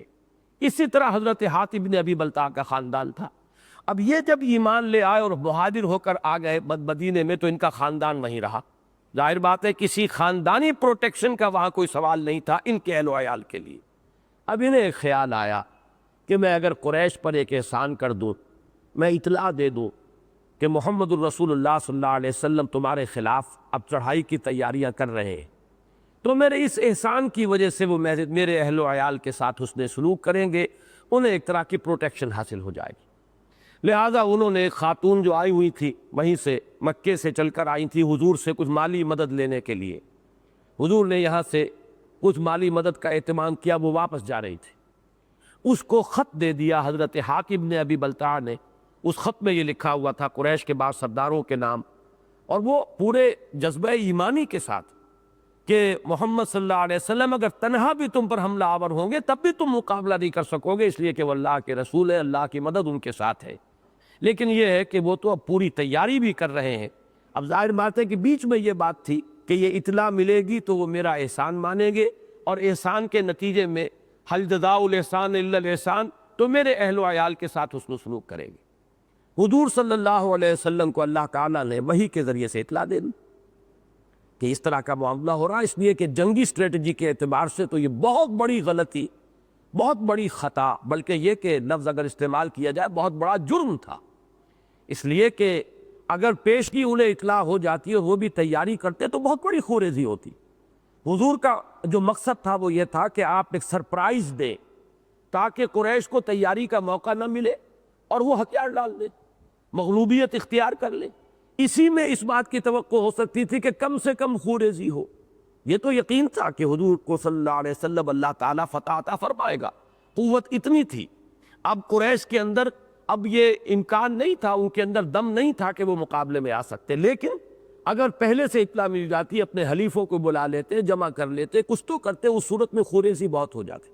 جبکہ حضور جو پلان کر رہے تھے اس میں کم سے کم خوریزی کے ساتھ جو اصل ہدف تھا اس کو اچیو کرنے کا امکان تھا۔ اب یہ معاملہ جب ہوا تو حضور صلی اللہ علیہ وسلم نے حضرت علی رضی اللہ تعالیٰ عنہ، حضرت زبیر رضی اللہ تعالیٰ عنہ اور حضرت مقداد ابن اسود رضی اللہ تعالیٰ عنہ، ان تین کو بھیجا اور فرما دیا کہ مکے کی راہ میں فلاں جگہ پر تمہیں ایک عورت ملے گی، اس کے پاس ایک خط ہے، وہ لے آؤ۔ یہ تینوں حضرات وہاں پہنچے، عورت مل گئی۔ انہوں نے کہا کہ وہ خط جو تمہارے پاس ہے وہ دے دو۔ اس نے صاف انکار کیا، میرے پاس کوئی خط نہیں۔ تلاشی بھی جس حد تک کسی عورت کی لی جا سکتی ہے وہ لی گئی، تو بھی اس کا خط نہیں برآمد ہوا۔ حضرت علی نے پھر دھمکی دی رضی اللہ تعالیٰ، تمہارے پاس خط لازماً موجود ہے، ہمیں محمد الرسول اللہ صلی اللہ علیہ وسلم نے اس کی خبر دی ہے، وَهُوَ صادق المصدوق، ان کی دی ہوئی خبر غلط نہیں ہو سکتی۔ اب اگر تم سیدھے طریقے سے وہ خط ارے حوالے نہیں کرو گی تو ہم تمہیں ننگا کر کے تمہاری تلاشی لیں گے۔ اس دھمکی کا اثر ہوا، اس نے اپنی چوٹی کے اندر بوندھا ہوا تھا وہ خط، وہ وہاں سے نکال کر اس نے حوالے کر دیا۔ حضور کے پاس وہ خط آ گیا۔ اب حضور نے حضرت حاتب کو بلایا کہ حاتب یہ کیا حرکت ہے؟ انہوں نے بہت ہی لجاجت کے ساتھ عرض کیا، حضور میرے بارے میں کوئی آپ شبہ نہ کریں، نہ میں مرتد ہوا ہوں، نہ اللہ اور اس کے رسول کے خلاف کوئی خیانت کا میرا ارادہ ہے۔ معاملہ صرف یہ تھا کہ باقی جتنے بھی حضرات ہیں مہاجرین، ان کے تو رشتہ دار وہاں موجود ہیں تو انہیں خاندانی پروٹیکشن بھی کسی نہ کسی درجے میں حاصل ہے، میرا وہاں کوئی نہیں، میرا کسی کے ساتھ تعلق نہیں، تو میرے اہل و عیال کا وہاں پہ حفاظت کا کوئی ذریعہ نہیں ہے، تو میں نے یہ سوچا کہ اگر میں ان کے ساتھ کوئی حسن سلوک کا معاملہ کروں تو شاید وہ میرے اہل و عیال کے ساتھ نرمی کریں۔ تو حضور صلی اللہ علیہ وسلم نے فرمایا، مسلمانوں سے زائد بات ہے کہ بہت ایک اہم واقعہ ہوا تھا، تو سب صحابہ موجود ہوں گے، کہ حاتب نے بالکل صحیح بات کہہ دی ہے، صدقکم، اس نے سچ بات تمہارے سامنے رکھ دی. گویا کہ یہ ایک طرح کی حضور کی طرف سے ان کی جانب سے گویا کہ عذر قبول کر لینے کا ایک انداز تھا. حضرت عمر کی جلالی طبیعت، انہوں نے فوراً فرمایا کہ عرض کیا کہ حضور مجھے اجازت دیجئے میں اس کی گردن اڑا دوں. تو حضور نے فرمایا نہیں عمر، یہ حاتب بدری صحابی ہے، اور کیا عجب، یہ مختلف الفاظ مختلف روایات میں آتے ہیں، جن کا حاصل یہ کیا عجب کہ اللہ تعالیٰ نے جو بدر کے اندر شریک تھے لوگ، ان کے تو اگلے پچھلے سارے گناہ معاف کر دیے ہوں.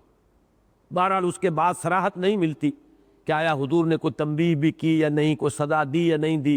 جیسے کہ حضرت کعب ابن مالک کو سزا دی گئی ہے، جس کا ذکر سورہ توبہ میں ہے، 50 دن کا مقاطعہ ہوا. اس طرح کا بھی کوئی ذکر موجود نہیں ہے، لیکن یہ کہ یہ واقعہ ہے پس منظر میں. اب اس کو اصولی طور پر یہ سمجھ لیجئے، قرآن مجید پر تدبر کا یہ اصول میں نے بارہا بیان کیا ہے کہ شان نزول کی جہاں روایت ہمیں ملے تو اس اعتبار سے بڑی قیمتی ہوتی کہ ان آیات کا جو اولین مفہوم ہے، جس وقت کہ وہ نازل ہوئی اس وقت صحابہ نے اس کا مفہوم کیا سمجھا، اس کو سمجھنے کے لیے تو شان نزول کی روایات بہت مفید ہیں. اس لیے کہ ہر حرف جو ہے اور ہر لفظ جو ہے ابھر کر آتا ہے، اجاگر ہو جاتا ہے اپنے مفہوم کے اعتبار سے، جبکہ وہ اس کانٹیکسٹ میں سامنے آئے جس میں کہ وہ نازل ہوا. البتہ یہ کہ جیسے کہ اصول ہے، مفسرین کا اصول ہے، الاعتبار لعموم اللفظ لا لخصوص السبب، کہ اعتبار کیا جائے گا الفاظ کے عموم کا، نہ کہ خاص سبب جس پر کہ وہ الفاظ نازل ہوئے. تو اس میں ہم عموم کریں گے، جنرلائز کریں گے، اس سے جو سبق ہم اخذ کریں گے، جو رہنمائی حاصل کریں گے، وہ ابد الآباد تک کے لیے ہوگی، وہ اصولی ہوگی. تو اس کو اصولی اعتبار سے بھی سامنے رکھیے، اور وہ یہ ہے کہ چونکہ اسلام کا اصل مقصد ہے دین کی اقامت، دین کا غلبہ، نظام عدل و قسط کا قیام، میزان عدل کا نصب کیا جانا، اس کے لیے لازم ہے ایک حزب اللہ. حزب اللہ کے لیے جہاں دوسرے اوصاف ضروری ہے، وہاں ایک وصف یہ بھی ضروری ہے کہ اس میں جو شخص شریک ہو وہ ایمان کی تلوار سے سارے رشتوں کو کاٹ چکا ہو. کیا کہنے ہیں، نور علی نور، باپ بھی ہے اور صاحب ایمان بھی ہے، بیٹا بھی ہے صاحب ایمان بھی ہے. کیا کہنے ہیں، نور علی نور، بھائی ہے، دونوں صاحب ایمان ہے، بھائی ہونے کا رشتہ بھی رہے گا، صاحب ایمان ہونے کا رشتہ بھی رہے گا اور موکل ہو جائے گا. لیکن اگر معاملہ اس کے برعکس ہو تو ایمان کی تلوار سے اگر وہ سابقہ محبتیں، سابقہ رشتہ داریاں، سابقہ حلیفی کے تعلقات اگر نہیں کاٹ سکتے تو پھر وہ حزب اللہ میں شمولیت کے قابل نہیں.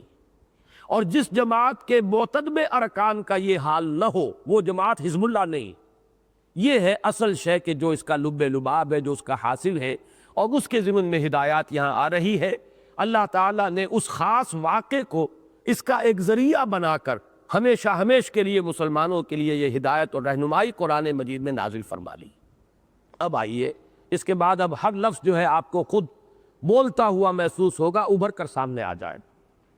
یا ایھا الذین آمنوا لا تتخذوا عدوی وعدوکم اولیاء، اہل ایمان مت پکڑو، مت اختیار کرو میرے اور اپنے دشمن کو اپنا ولی. جو میرا بھی دشمن ہے تمہارا بھی دشمن ہے، اللہ کا اور اس کے رسول کا دشمن ہے. تو اگر تم اللہ اور اس کے رسول کے دوست ہو تو ظاہر بات ہے کہ دوست کا دشمن تمہارا اپنا دشمن ہے. اور دوسری بات یہ ہے کہ جیسے کہ سورہ توبہ کی آیات میں نے آج آپ کو سنائی کہ اگر انہیں کہیں تم پر قبضہ اور تسلط حاصل ہو جائے تو وہ تمہارے بارے میں نہ کسی رشتہ داری کا پاس کریں گے، نہ کسی عہد کا لحاظ کریں. تو تم ہرگز مت بناؤ میرے اور اپنے دشمن کو اپنا ولی، اپنا دوست، اپنا گرم جوش محب. تلقون الیہم بالمودہ، تم ان کی طرف محبت کی پینگیں بڑھاتے ہو. القا کہتے ہیں ڈالنا، اور الہ کے ساتھ جب آ جائے گا کسی چیز کو کسی کی طرف بڑھانا. تلقون الیہم بالمودہ، تم پیغام بھیجتے ہو یا تم ان کی طرف محبت کا ہاتھ بڑھاتے ہو. یہ دونوں ایک صاحب نے ترجمہ کیا، مولانا مودودی نے بڑا اچھا ترجمہ کیا ہے کہ تم ان سے محبت کی طرحیں ڈالتے ہو. مولانا اصلاحی صاحب نے ترجمہ کیا ان سے محبت کی پینگیں بڑھاتے ہو. مفہوم ایک ہی ہے، تلقون الیہم بالمودۃ وقد کفروا بما جاءکم من الحق. حالانکہ انہوں نے کفر کیا ہے، انکار کیا ہے اس چیز کا جو حق میں سے تمہارے پاس آیا۔ یہ حق ہے۔ اب اگر یہ حق ہے اور اگر تمہارا اس پر ایمان ہے تو جس نے اس کا کفر کیا ہے اب اس کے ساتھ دوستی چے مانی دارت، یا تو تمہارا رشتہ اس حق کے ساتھ کمزور ہے یا اس حق پر تمہارا یقین مستحکم نہیں ہے۔ ان دو کے سوا کوئی تیسرا امکان نہیں ہے کہ جنہوں نے اس حق کا انکار کیا ہو اس کے ساتھ تمہاری دلی محبت اور قلبی دوستی کا تعلق برقرار رہ جائے۔ یخرجون الرسول وایاکم، وہ نکالتے ہیں رسول کو بھی اور خود تمہیں بھی۔ اب ظاہر بات ہے کہ خطاب یہاں مہاجرین سے ہو رہا ہے کہ ان کا حال یہ ہے کہ انہوں نے مکے سے نکالا محمد کو صلی اللہ علیہ وسلم اور خود تمہیں مجبور کیا ان تؤمنوا باللہ ربکم، صرف اس جرم کی پاداش میں کہ تم ایمان رکھتے ہو اپنے رب پر، اللہ پر ایمان لائے ہو، اور تو کوئی جرم تمہارا نہیں تھا۔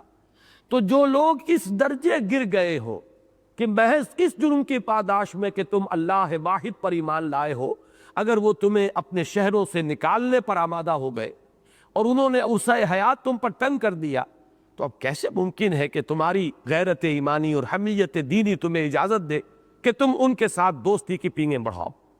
ان کنتم خرجتم جہادا فی سبیلی وابتغاء مرضاتی، اس آیہ مبارکہ میں بھی تقدیم و تاخیر کا معاملہ ہے۔ اگر آپ اس کی پیرافریز کرنا چاہیں گے تو یوں سمجھیے کہ یہ الفاظ شروع میں آئے ہیں، یا ایھا الذین آمنوا ان کنتم خرجتم جہادا فی سبیلی وابتغاء مرضاتی فلا تتخذوا عدوی وعدوکم اولیاء تلقون الیہم بالمودہ۔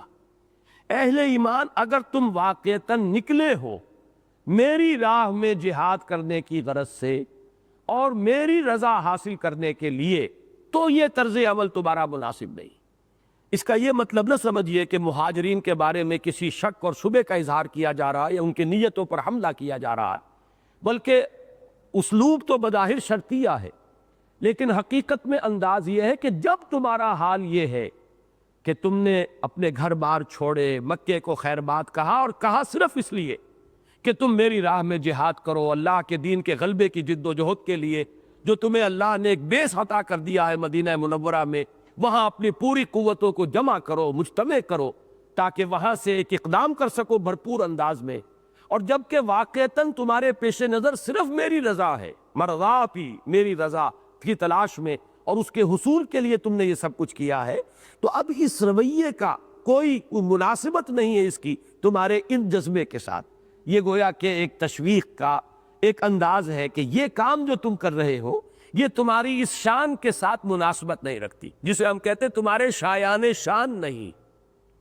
ان کنتم خرجتم جہادا فی سبیلی وابتغاء مرضاتی، اب اس کے بعد پھر وہی، چونکہ میں نے عرض کیا نا کہ یہ الفاظ ترکیب میں شروع میں لے آئیں گے تو بات بالکل واضح ہو جائے گی۔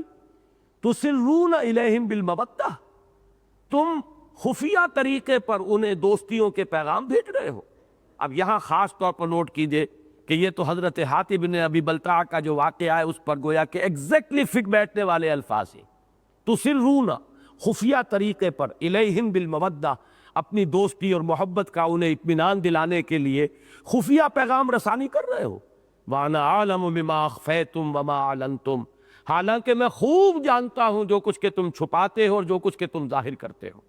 تمہارا ایمان تو مجھ پر ہے، تمہیں یقین ہے کہ میں علیم بذات الصدور ہوں، تمہیں معلوم ہے کہ میں عالم الغیب والشہادہ ہوں، جیسے کہ سورہ حشر کے آخر میں آیا، هو اللہ الذی لا الہ الا هو عالم الغیب والشہادۃ هو الرحمن الرحیم، تو میں تو کھلے اور چھپے ہر شے کا جاننے والا ہوں۔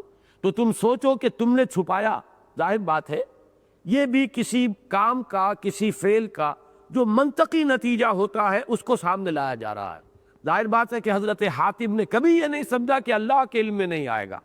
چھپایا اگر تھا تو مسلمانوں سے چھپایا تھا، یا چھپانے کی کوشش کی تھی تو حضور سے چھپانے کی کوشش کی تھی، خطا اسی درجے میں تھی۔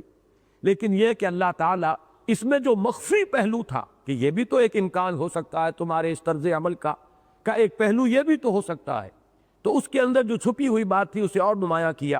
وَأَنَا أَعْلَمُ بِمَا أَخْفَيْتُمْ وَمَا أَعْلَنْتُمْ وَمَنْ يَفْعَلْهُ مِنْكُمْ فَقَدْ ضَلَّ سَوَاءَ السَّبِيلِ، جو کوئی تم میں سے یہ کام کرے گا تو وہ تو پھر سیدھی راہ سے بھٹک گیا۔ قَدْ ضَلَّ سَوَاءَ السَّبِيلِ، سیدھا راستہ یہ قرآن مجید میں مختلف اصطلاحات آتی ہیں. صراط مستقیم یہ سب سے زیادہ استعمال ہوا. اہدنا الصراط المستقیم سورہ فاتحہ میں آیا ہے. کہیں صراط سوی آتا ہے.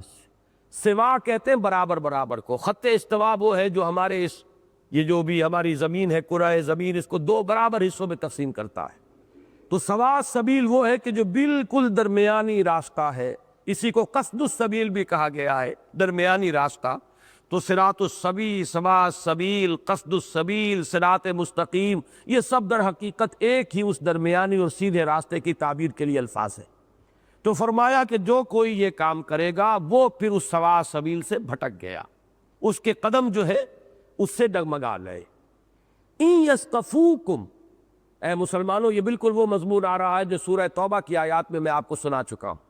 اور میں نے عرض کیا تھا سورہ توبہ کی وہ آیات اور سورہ ممتحنہ کی یہ آیات، یہ اس اعتبار سے بہت ایک دوسرے کے مفہوم پر روشنی ڈالنے والی ہیں کہ دونوں کا زمانہ نزول ایک ہے، دونوں میں اصل خطاب مہاجرین سے ہے، اور دونوں کو روکا گیا ہے مشرکین مکہ ان کے لوگوں کے ساتھ کسی دوستی اور محبت کے تعلق کو قائم رکھنے سے.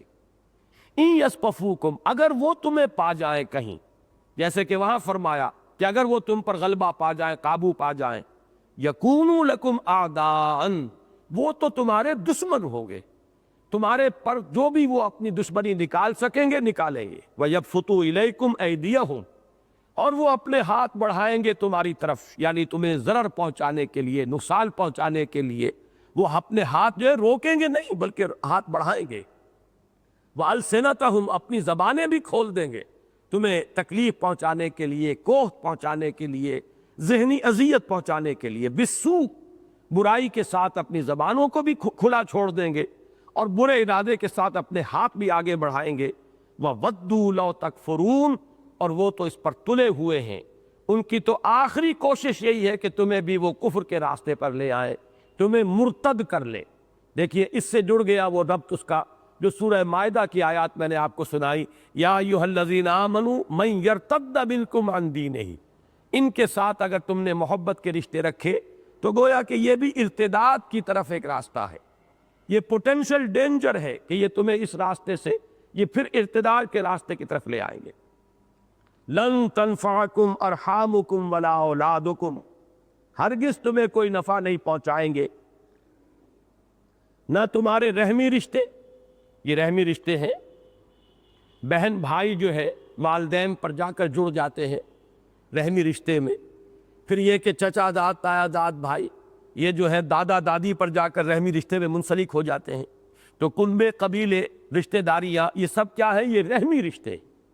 لن تنفعکم ارحامکم، نہ تو تمہیں تمہارے رحم فائدہ پہنچائیں گے، یعنی رحمی رشتے. ولا اولادکم، اور ان میں سب سے زیادہ جو مضبوط رشتہ شمار ہوتا ہے اولاد کا، نہ تمہیں تمہاری اولاد کوئی فائدہ پہنچا سکے گی یوم القیامہ، قیامت کے دن. یہ یوم القیامہ یہاں پر آیا ہے اس انداز میں جسے معانقہ کہتے ہیں قرآن مجید کی اصطلاح میں. اس سے پہلے بھی آپ دیکھیں گے 3 نقطے لگے ہوئے ہیں، اور قیامہ کے بعد بھی جیم پر 3 نقطے ہیں. یہ علامت ہوتی ہے اس بات کی کہ یوم القیامہ جو ہے سابق کے ساتھ بھی جڑ سکتا ہے، اور یوم القیامہ جو ہے آگے جو آ رہا یفصل بینکم، اس کے ساتھ بھی جڑ سکتا ہے. یعنی اس آیت کو پڑھنے کے 2 طریقے ممکن ہیں.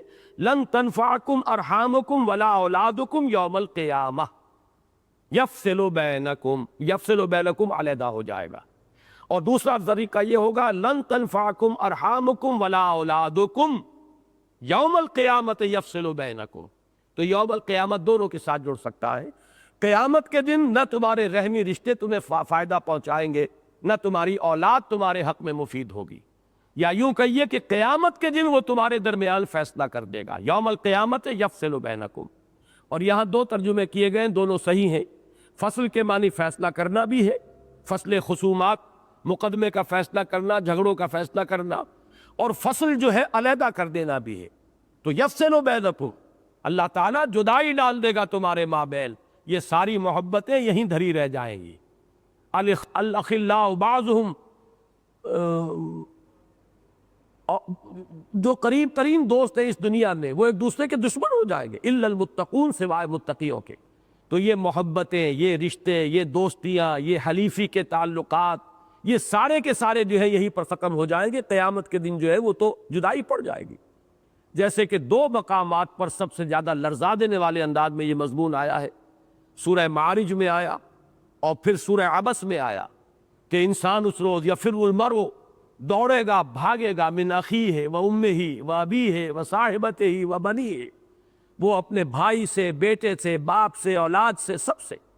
اور سورہ معارج میں تو یہاں تک بات پہنچا دی گئی کہ پوری نوع انسانی کو انسان چاہے گا کہ جھونک دو جہنم میں، میرے باپ کو بھی، اولاد کو بھی، بیٹے کو بھی، بیوی کو بھی، میرے پورے کنبے کو بھی، اور تمام انسانوں کو کسی طرح مجھے بچا لو. تو یہ جس کو ہم کہتے ہیں نفسی نفسی، قیامت کے دن تو نفسی نفسی ہو کر رہے گی. تو فرمایا لن تنفعکم ارحامکم ولا اولادکم یوم القیامت یفصل بینکم، تمہارے لیے ہرگز نفع بخش نہیں ہوں گے نہ رحمی رشتے نہ تمہاری اولاد. قیامت کے دن اللہ تعالیٰ جدائی ڈال دے گا تمہارے مابین، یا فیصلہ کر دے گا تمہارے مابین. واللہ بما تعملون بصیر، اور جو کچھ تم کر رہے ہو اللہ اسے دیکھ رہا ہے. قد کانت لکم اسوۃ حسنۃ فی ابراہیم والذین معہ، تمہارے لیے ایک نہایت عمدہ نمونہ ہے، اعلیٰ مثال ہے، اسوہ ہے حضرت ابراہیم اور ان کے ساتھیوں میں. اس سے معلوم ہوتا ہے کہ حضرت ابراہیم علیہ السلام کے ساتھ کچھ نہ کچھ لوگ تھے کہ جو ان کے ساتھ ایمان لائے تھے. اور ظاہر بات ہے حضرت لوط کا تو ہمیں علم ہے، اور حضرت لوط کے بارے میں حضور نے فرمایا کہ پہلا انسانی جوڑا جس نے اللہ کی راہ میں ہجرت کی حضرت لوط اور ان کی اہلیہ بھی تھی. غالباً ان کا یا تو انتقال ہوا ہے کہ بعد میں انہوں نے شادی کی ہے جا کر عمورہ اور صدوم کی بستیوں میں، جن کی طرف کہ حضرت لوط کو بعد میں بھیجا گیا. اور وہ جو بیوی تھی ان کی وہ کافر رہی، اور وہ جو بھی ہلاک ہوئی قوم ان کے ساتھ ہی ہلاک ہوئی. لیکن جب ہجرت کی ہے یہاں سے عراق سے حضرت ابراہیم کے ساتھ، تو ان کے ساتھ ان کی اہلیہ بھی تھی. تو معلوم یہ ہوتا ہے کہ ایک گروہ تھا چاہے وہ کتنا ہی مختصر ہو. تو فرمایا کہ ابراہیم اور ان کے ساتھیوں میں تمہارے لیے اے مسلمانوں ایک نہایت عمدہ مثال ہے، عمدہ اسوہ موجود ہے. اذ قالوا لقومہم، جبکہ انہوں نے فرمایا تھا اپنی قوم سے، انا براء منکم، ہم بری ہیں تم سے، ومما تعبدون من دون اللہ، اور ہم اعلان برات کرتے ہیں ان سب سے جن کو تم پوج رہے ہو، جن کی بندگی اور پرستش کرتے ہو اللہ کے سوا، تم سے بھی اور تمہارے معبودوں سے بھی ہم بیزاری کا اظہار کرتے ہیں، اعلان لا تعلقی کرتے ہیں، اعلان برات کرتے ہیں. اب دیکھیے الفاظ بڑے سخت آ رہے ہیں، اور اسی کو اسوہ قرار دیا جا رہا ہے کہ اے مسلمانوں تمہارے لیے اس میں اسوہ ہے. یہ سختی اور یہ غلظت ہونی چاہیے، جیسے کہ فرمایا گیا عزت علی الکافرین، یا جیسے کہ سورہ فتح میں فرمایا گیا کہ مسلمانوں کی شان کیا ہے، رحماء بینہم اشداء علی الکفار. تو اشداء علی الکفار کی شان ہونی چاہیے.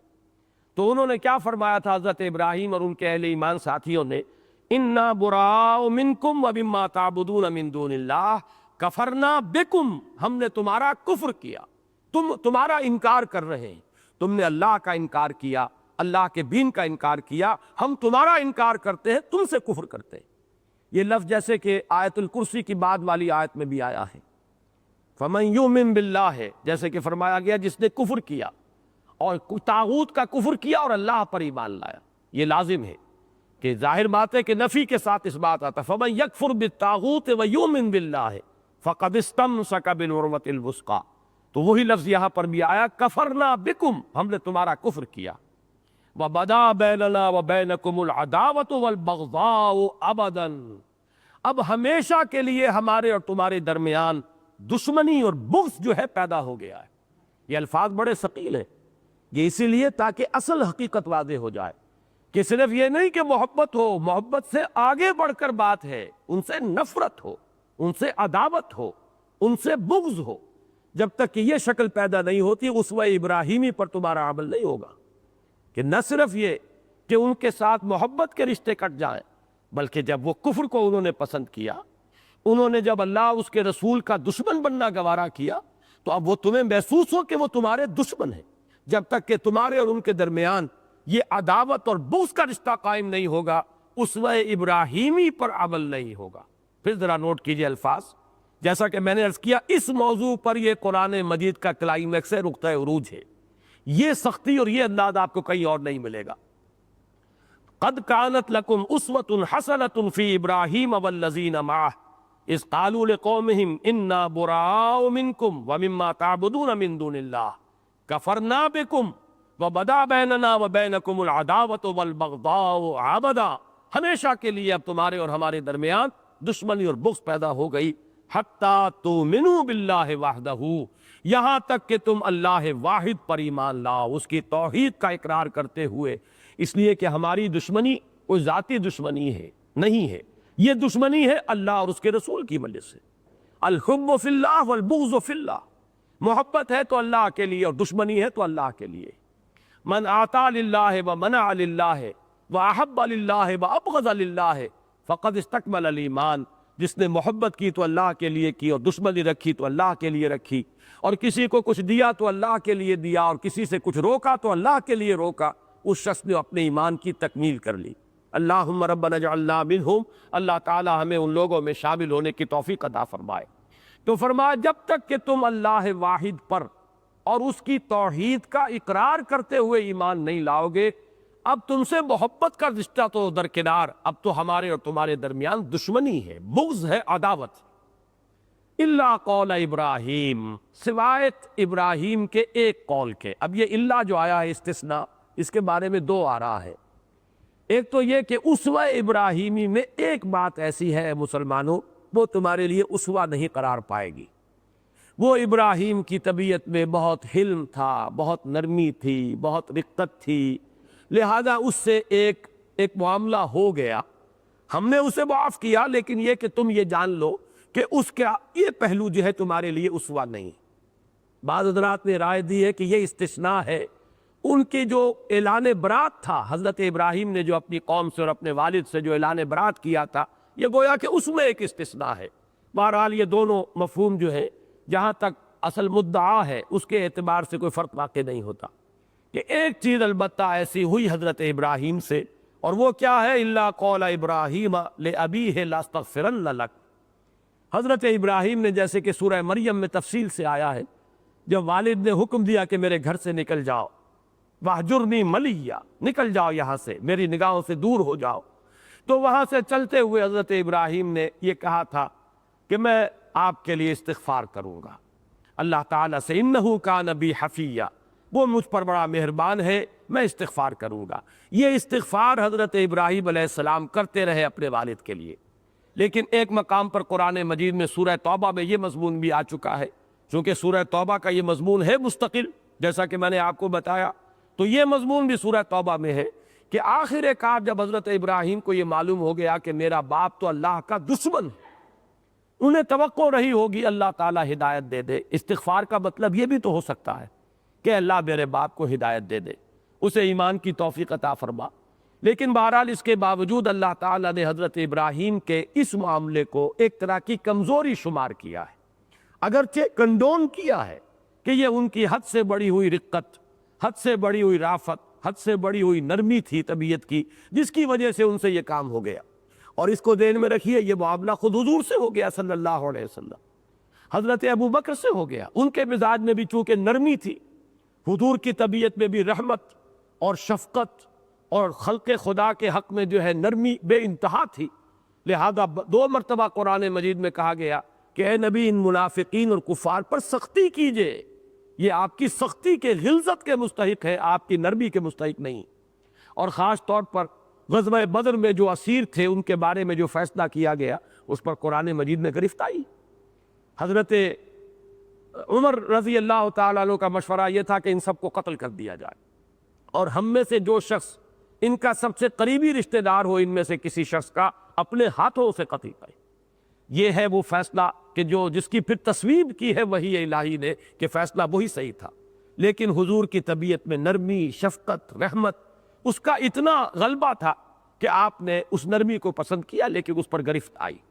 اسی طریقے سے حضرت ابراہیم کا یہ معاملہ ہے، تو یہاں اللہ تعالیٰ گویا کہ ان کے عذر کو خود قبول کرتے ہوئے ان کا ذکر فرما رہے ہیں کہ بالآخر ہمارے اس بندے ابراہیم نے بھی اپنے والد سے اعلان برات کر دیا تھا، لیکن یہ کہ ایک طویل عرصے تک حضرت ابراہیم ان کے لیے دعا کرتے رہے اپنے والد کے لیے، اس لیے کہ یہ بات تاریخی طور پر نوٹ کر لیجئے کہ وہ دعا جو سورہ ابراہیم میں آئی ہے یہ اس وقت کی ہے جب کہ حضرت ابراہیم علیہ السلام اور حضرت اسماعیل علیہ السلام کو وہ آباد کر چکے تھے خانہ کعبہ کے قریب، اس وقت کی دعا رب اغفر لی ولوالدی وللمؤمنین یوم یقوم الحساب۔ اب ظاہر بات ہے کہ یہ تو سٹیج وہ ہے جبکہ کم سے کم حضرت ابراہیم علیہ السلام کی عمر جو ہے 87 برس کی عمر میں تو حضرت اسماعیل پیدا ہوئے ہیں، تو 87 برس کی عمر کے بعد بھی ایک عرصے تک حضرت ابراہیم علیہ السلام اپنے باپ کے لیے استغفار کرتے رہے۔ اب اس کے بعد وہ کون سی سٹیج آئی ہے جس کے بعد کہ انہوں نے یہ فیصلہ کر لیا جس کا سورہ توبہ میں ذکر ہے کہ جب ان پر یہ بات پوری طرح منکشف ہو گئی کہ وہ تو اللہ کا دشمن ہے اور کسی صورت میں بھی وہ ایمان لانے والا نہیں ہے، تب انہوں نے ان سے اپنے باپ سے برات کی، تبرأ منہ، تو حضرت ابراہیم نے اپنے باپ سے بھی برات کا اعلان کیا۔ لیکن اس عرصے میں بھی اگر استغفار کیا ہے تو یہ بھی بہرحال ایک کمزوری کا معاملہ ہے۔ فرمایا الا قول ابراہیم لابیہ لاستغفرن لک وما املک لک من اللہ من شیء، ساتھ ہی یہ بھی کہہ دیا تھا حضرت ابراہیم نے اپنے والد سے کہ میں آپ کے لیے استغفار تو کروں گا لیکن میں آپ کے بارے میں، آپ کے معاملے میں اللہ کے ہاں کوئی اختیار نہیں رکھتا، میرے پاس کوئی اختیار نہیں ہے، لا املک لک من اللہ من شیء، کوئی اختیار نہیں ہے۔ اب یہاں پہ ایک تو بہت ہی عمدہ یہ مقام ہے اس پہلو سے کہ شفاعت کی اصل حقیقت واضح ہو جائے۔ استغفار بھی شفاعت ہے، معافی چاہنا کسی کے لیے یہ شفاعت ہے، لیکن شفاعت کا معاملہ یہی ہے کہ میں شفاعت تو کروں گا، میں نے تمہارے لیے استغفار کا وعدہ کیا، میں استغفار کروں گا، لیکن لا وما املک لک من اللہ من شیء، مجھے کوئی اختیار حاصل نہیں اللہ کے ہاں تمہارے معاملے میں۔ اللہ چاہے گا تو میری سفارش قبول کر لے گا، اللہ چاہے گا تو آپ کے حق میں میرے استغفار کو قبول فرما لے گا، اللہ نہیں چاہے گا تو میرا زور نہیں ہے، میرا کوئی اختیار نہیں۔ بالکل یہی وہ الفاظ ہیں جو حضور کے اس خطبے میں آتے ہیں جو ایک مرتبہ آپ نے اپنے قریبی عزیز خواتین کو جمع کر کے خطبہ دیا تھا۔ یا صفیۃ عمۃ رسول اللہ انقذی نفسک من النار فانی لا املک لک من اللہ شیئا، اے صفیہ اللہ کے رسول کی پھپھی، خود اپنے آپ کو جہنم کی آگ سے بچانے کی فکر کرو، اس لیے کہ مجھے کوئی اختیار حاصل نہیں ہوگا تمہارے بارے میں اللہ کے ہاں۔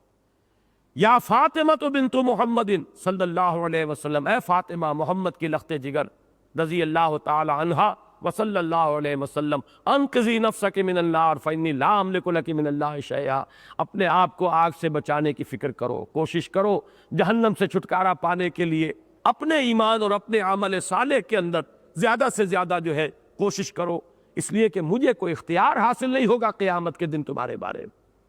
ربنا علیک توکلنا، اب یہاں حضرت ابراہیم اور ان کے ساتھیوں کی دعا ہے جو یہاں نقل کی گئی، گویا کہ مسلمانوں کو تلقین کی جا رہی ہے کہ یہ دعا تمہیں مانگنی چاہیے۔ اسوہ ابراہیمی یہ ہے، اے پروردگار ہم نے تجھ پر توکل کیا، ہمارا سارا بھروسہ تیری ذات پر ہے، ہمارا کل توکل تجھ پر ہے، وَإِلَيْكَ أَنَبْنَا، اور تیری ہی جناب میں ہم نے رجوع کیا، انابت کی روش اختیار کی، وَإِلَيْكَ الْمَصِيرُ، اور پروردگار تیری ہی طرف ہمیں لوٹنا ہے، تیرے ہی حضور میں حاضر ہونا ہے، تیری ہی بارگاہ میں پیش ہونا ہے۔ ربنا لا تجعلنا فتنة للذین کفروا، اور اے رب ہمارے ہمیں کافروں کے لیے فتنہ نہ بنا دیجو، یعنی کافروں کا تختہ مشق نہ بنا دیجو، ان کو جانچنے کے لیے پرکھنے کے لیے تو ہمیں ان کے لیے تختہ مشق بنا دے، جیسے کہ کفار جو مکے میں کرتے رہے تھے، حضرت بلال کو مار رہا ہے امیہ ابن خلف، تو گویا کہ حضرت بلال کو اللہ تعالیٰ نے امیہ ابن خلف کے لیے ایک فتنہ بنا دیا ہے کہ بلال کے ذریعے سے پرکھا جا رہا ہے امیہ ابن خلف کو کہ معلوم ہو جائے اس میں کتنی خباثت ہے، وہ ساری خباثت باہر نکل آئے، لیکن یہ کہ حضرت بلال پر تو وہ سختی پڑ رہی ہے۔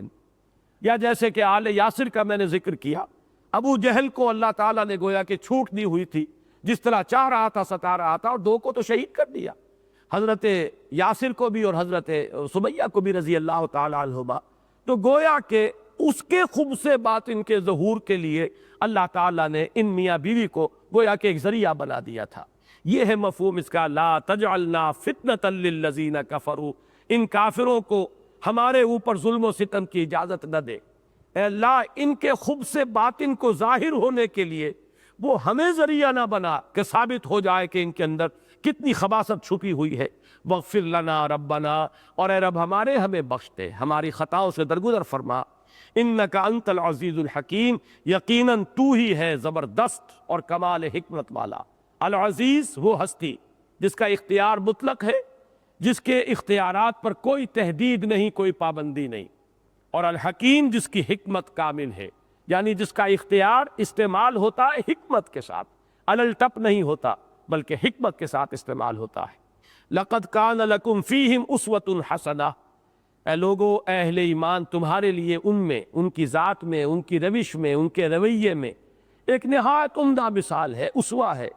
لیکن یہاں نوٹ کیجئے یہ وہی الفاظ آئے ہیں جو سورہ احزاب میں آئے ہیں، وہ مشہور آیت لَقَدْ كَانَ لَكُمْ فِي رَسُولِ اللَّهِ أُسْوَةٌ حَسَنَةٌ لِمَنْ كَانَ يَرْجُو اللَّهَ وَالْيَوْمَ الْآخِرَ وَذَكَرَ اللَّهَ كَثِيرًا۔ محمد الرسول اللہ صلی اللہ علیہ وسلم کی ذات اور شخصیت میں اہل ایمان تمہارے لیے نہایت عمدہ مثال اور نمونہ ہے، لیکن کس کے لیے؟ اس کے لیے جو اللہ پر یقین رکھتا ہو اور یوم آخر پر یقین رکھتا ہو، امیدوار ہو یوم آخر کا۔ یہ بالکل ایسی ہی بات ہے جیسے قرآن مجید کے بارے میں فرمایا ھدی للناس، تمام انسانوں کے لیے ہدایت ہے، لیکن ھدی للمتقین، صرف ان لوگوں کے لیے ہدایت ہے جن کے دل میں کوئی خدا ترسی موجود ہے۔ یعنی اپنی جگہ تو اس میں ہدایت کاملہ ہے تمام انسانوں کے لیے، جو پڑھے لکھے ہوں ان کے لیے بھی اور نہ پڑھے لکھے ہوں ان کے لیے بھی، عوام کے لیے بھی، خواص کے لیے بھی، بڑے بڑے حکماء اور فلاسفہ کے لیے بھی، اور کاشتکاروں اور مزدوروں کے لیے بھی، آج کے انسان کے لیے بھی اور آج سے 1400 برس پہلے کے انسان کے لیے بھی، اور اگر دنیا کی زندگی ابھی ہے تو آج سے 1000 برس کے بعد کے انسان کے لیے بھی، سب کے لیے ہدایت کاملہ اس قرآن میں ہے۔ لیکن اس کی ہدایت سے فائدہ کون اٹھائے گا؟ صرف وہی جس میں تقویٰ کی کوئی نہ کوئی رمق ہے، جو کہ اللہ تعالیٰ کا کسی درجے میں اپنے دل میں کوئی پاس رکھتا ہے، کوئی خیال ہے اسے اللہ کے حضور میں حاضری کا، تو عملاً مفید اسی کے حق میں ہے قرآن مجید۔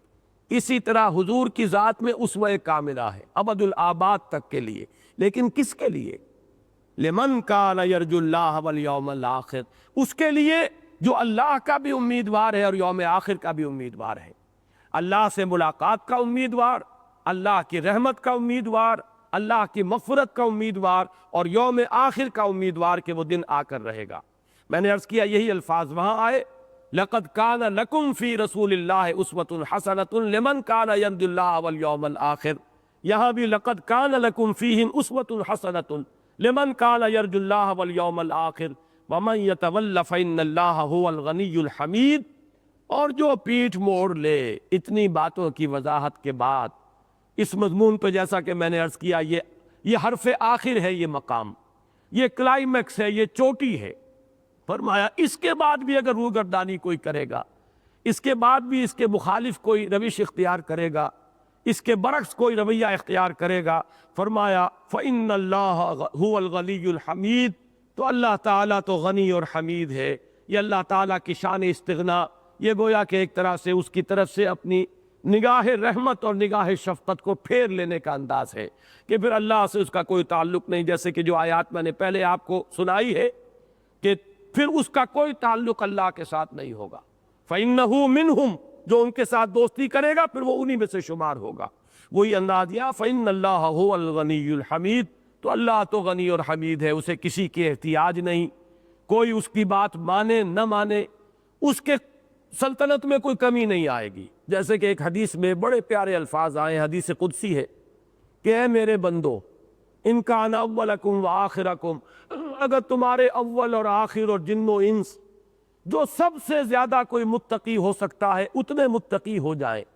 میں کہا کرتا ہوں کہ اگر سب کے سب ابو بکر بن جائیں رضی اللہ تعالی عنہ، تب بھی اللہ نے فرمایا کہ میری سلطنت میں کوئی اضافہ نہیں ہوگا، کوئی بال بر اضافہ نہیں ہوگا۔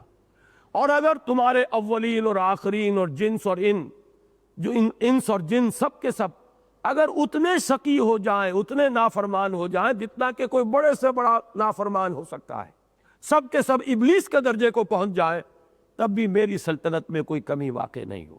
یہ ہے اللہ کی شان استغنا۔ تمہاری فرما برداری سے اور تمہاری یعنی اللہ کے احکام کو قبول کر لینے سے ایسا نہیں ہے کہ اس کی کوئی حاجت ہے جو پوری ہو جائے گی، یا اس کی کوئی ضرورت ہے جو رکی ہوئی ہے جو تمہارے اس فعل سے اور طرز عمل سے پوری ہوگی، بلکہ وہ تو غنی ہے اور حمید ہے۔ اب یہ 7ویں آیت بھی آج پڑھ لیجئے، اس لیے کہ اس کا تعلق اسی کے ساتھ ہے، اگرچہ رکوع تو ختم ہو گیا۔ عسى اللہ ان یجعل بینکم وبین الذین عادیتم منہم مودہ۔ اب اتنی سختی کے بعد ذرا ایک امید کی کرن دکھائی جا رہی ہے کہ اے مسلمانوں، یہ بڑا عارضی سا ایک موقع ہے، یہ جد و جہد جو ہے اب کامیابی سے ہمکنار ہوا چاہتی ہے، لیکن اس وقت سب سے زیادہ ثابت قدمی کی ضرورت ہے۔ ذرا سا بھی اگر کوئی پوٹینشل ویکنس جو ہے تمہارے اندر پیدا ہو گئی اپنی ان محبتوں اور دوستیوں اور رشتہ داریوں کی وجہ سے، تو گویا کہ وہ منزل جو بالکل سامنے آ چکی ہے تم اس سے دور رہ جاؤ گے، پیچھے رہ جاؤ گے، کھوٹی ہو جائے گی منزل تمہاری۔ لیکن ہو سکتا ہے کہ جیسے ہی یہ منزل سر ہو جائے، یہ مرحلہ طے ہو جائے، جیسا کہ ہو گیا کچھ ہی عرصے کے بعد جب مکہ فتح ہو گیا، اکثریت وہاں کی ایمان لے آئی، جو بیریئر تھا ختم ہو گیا، اب دوستی کرو، اب محبتیں تمہاری قائم رہے۔ یہ ایک تھوڑے سے وقت کی، جب تک یہ جد و جہد کا انقلابی عمل ابھی جاری ہے، ابھی جب کہ انقلاب مکمل نہیں ہوا، ابھی اس کے ثمرات ظاہر نہیں ہوئے، لہذا یہ وقت کڑا ہے، اور اس کڑے وقت میں تمہیں اس حکم پر سختی کے ساتھ عمل کرنا چاہیے۔ لیکن عسى اللہ ان یجعل بینکم وبین الذین عادیتم منہم مودہ، ہو سکتا ہے، قریب ہے، ان قریب ہوا چاہتا ہے کہ اللہ تعالیٰ تمہارے اور ان لوگوں کے مابین جن کے درمیان اس وقت دشمنی پیدا ہو چکی ہے، محبت پیدا کر دے، مودت پیدا کر دے، حالات بدل جائیں، وہ ایمان لے آئے، تو اس کے بعد جو ہے، اور یہ جو کشمکش ہے، مقابلہ ہے، محاذ آرائی ہے، یہ ختم ہو جائے، تو پھر تمہارے لیے کھلی چھوٹ ہوگی۔ تم اپنی ان محبتوں کی تجدید کرو، تم اپنی رشتہ داریوں کی تجدید کرو، تم ان کے ساتھ موالات کا رشتہ قائم کرو۔ یہ ایک کٹھن مرحلہ ابھی ہے، اس کو سر کر لو، اس کے بعد اللہ تعالیٰ جو ہے ان قریب تمہارے لیے راستے بھی کھول دے گا۔ واللہ قدیر، اللہ ہر چیز پر قادر ہے۔ واللہ غفور الرحیم، یہ الفاظ اس اعتبار سے بہت اہم ہیں کہ اللہ تعالیٰ نے یہاں پر اگر کسی مسلمان کے دل میں ابھی تک اگر کوئی تھوڑا بہت بھی وہ کچا دھاگا بھی اگر بندھا ہوا تھا ان رشتہ داریوں کا اور محبتوں کا، تو ظاہر بات ہے کہ ان آیات کے بعد شدید احساس انہیں ہوا ہوگا کہ ہم سے بڑی خطا رہی اور ہم بڑے غلط رویے میں اب تک مبتلا رہے۔ اس شدید احساس کے پس منظر میں اب گویا کہ انہیں اطمینان دلایا جا رہا ہے، واللہ غفور الرحیم، اللہ غفور ہے، اللہ رحیم ہے۔ اگر اب بھی تم متنبہ ہو جاؤ، شعوری طور پر اب بھی ان محبتوں اور دوستیوں کے تعلقات کو منقطع کر دو، تو اللہ غفور ہے، جو ہو گیا ہے۔ اسی میں گویا کہ حضرت حاتب ابن ابی بلتع کے لیے بھی وہ نوید جاں فضا ہے جو خطا ہوئی، جیسا کہ میں نے اس تاریخی روایت اور حدیث کے حوالے سے آپ کو سنایا کہ حضور نے فرمایا کہ عمر یہ بدری ہے، اور کیا عجب کہ اللہ تعالیٰ نے بدریوں کے تمام اگلے پچھلے گناہ معاف کر دیے ہوں، لہذا ایک خطا ہو گئی ہے۔ یعنی یہ کہ زمین و آسمان کا فرق ہے۔ ایک تو یہ ہے کہ آپ کفار کے ساتھ دوستیوں کی پینگیں بڑھا رہے ہیں، ایک یہ ہے کہ کسی وقت ایک ذرا سے وقتی جذبے کے تحت خطا ہو گئی، غلطی ہو گئی۔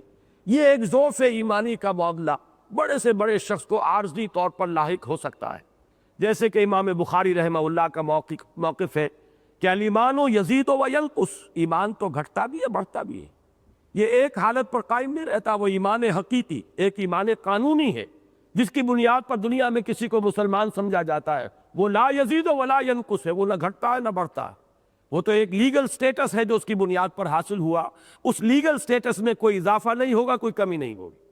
لیکن ایمان حقیقی، قلبی یقین والا ایمان، جیسے قلب کو کسی ایک حالت پر سکون نہیں ہے، کبھی یہ سکڑ رہا ہے اور کبھی یہ پھیل رہا ہے، اسی طرح اس قلب سے متعلق جو چیزیں ہیں ان کو بھی ثبات نہیں ہوتا، ٹکاؤ اس کو حاصل نہیں ہوتا، ان میں بھی کمی بیشی ہوتی رہے گی۔ تو ایمان قلبی جو ہے، یقین قلبی، اس میں اضافہ بھی ہوگا، کمی بھی ہوگی، کبھی کمی ہوگی تو کسی وقت کوئی خطا کا صدور بھی ہو جائے گا۔ لیکن اللہ غفور ہے، اللہ رحیم ہے۔ اگر انسان بحیثیت مجموعی سیدھی راہ پر چل رہا ہے، اس کی توانائیاں، قوتیں صحیح رخ پر صرف ہو رہی ہیں، تو اگر کہیں لغزش ہو جائے، خطا ہو جائے، تو اللہ بخشنے والا ہے، معاف فرمانے والا ہے۔ جیسے کہ میں مثال دیا کرتا ہوں کہ آپ راستے پر چل رہے ہیں، کہیں پاؤں پھسل گیا، گر گئے، لیکن فوراً اٹھ کھڑے ہوئے اور چل پڑے، تو یہ تو کسی بھی انسان کے ساتھ ہو سکتا ہے، پاؤں کس کا نہیں پھسل سکتا؟ بلکہ وہ جو کہتے ہیں کہ گرتے ہیں شہسوار ہی میدان جنگ میں، جو اپنے گھر میں بیٹھا رہے گا اس کے لیے کیا ہے، جو میدان میں آئے گا اسی کے لیے گرنے کا موقع بھی ہے۔ لہذا اہل ایمان سے کسی وقت کسی خطا کا صدور ہو جانا بلکہ یہ کہ یہاں تو معاملہ جو ہے حضرت ابراہیم تک لے آیا گیا کہ ایک نرمی ان کے دل میں بھی تھی اپنے والد کے لیے. وہ حلیم الطبع انسان تھے، کافی عرصہ لگا ہے انہیں، اس کے بعد انہوں نے اعلان برات کیا اپنے والد سے. اسی طرح اگر کسی مسلمان سے خطا ہو گئی تو اللہ تعالیٰ درگزر فرمانے والا ہے. اگر اسے اپنی خطا کا شعور ہو جائے، احساس ہو جائے، اعتراف کر لے اور توبہ کرے تو اللہ تعالیٰ قدیر بھی ہے اور اللہ رحیم اور غفور بھی ہے. بارک اللہ لی ولکم فی القرآن العظیم ونفعنی وإیاکم بالآیات والذکر الحکیم.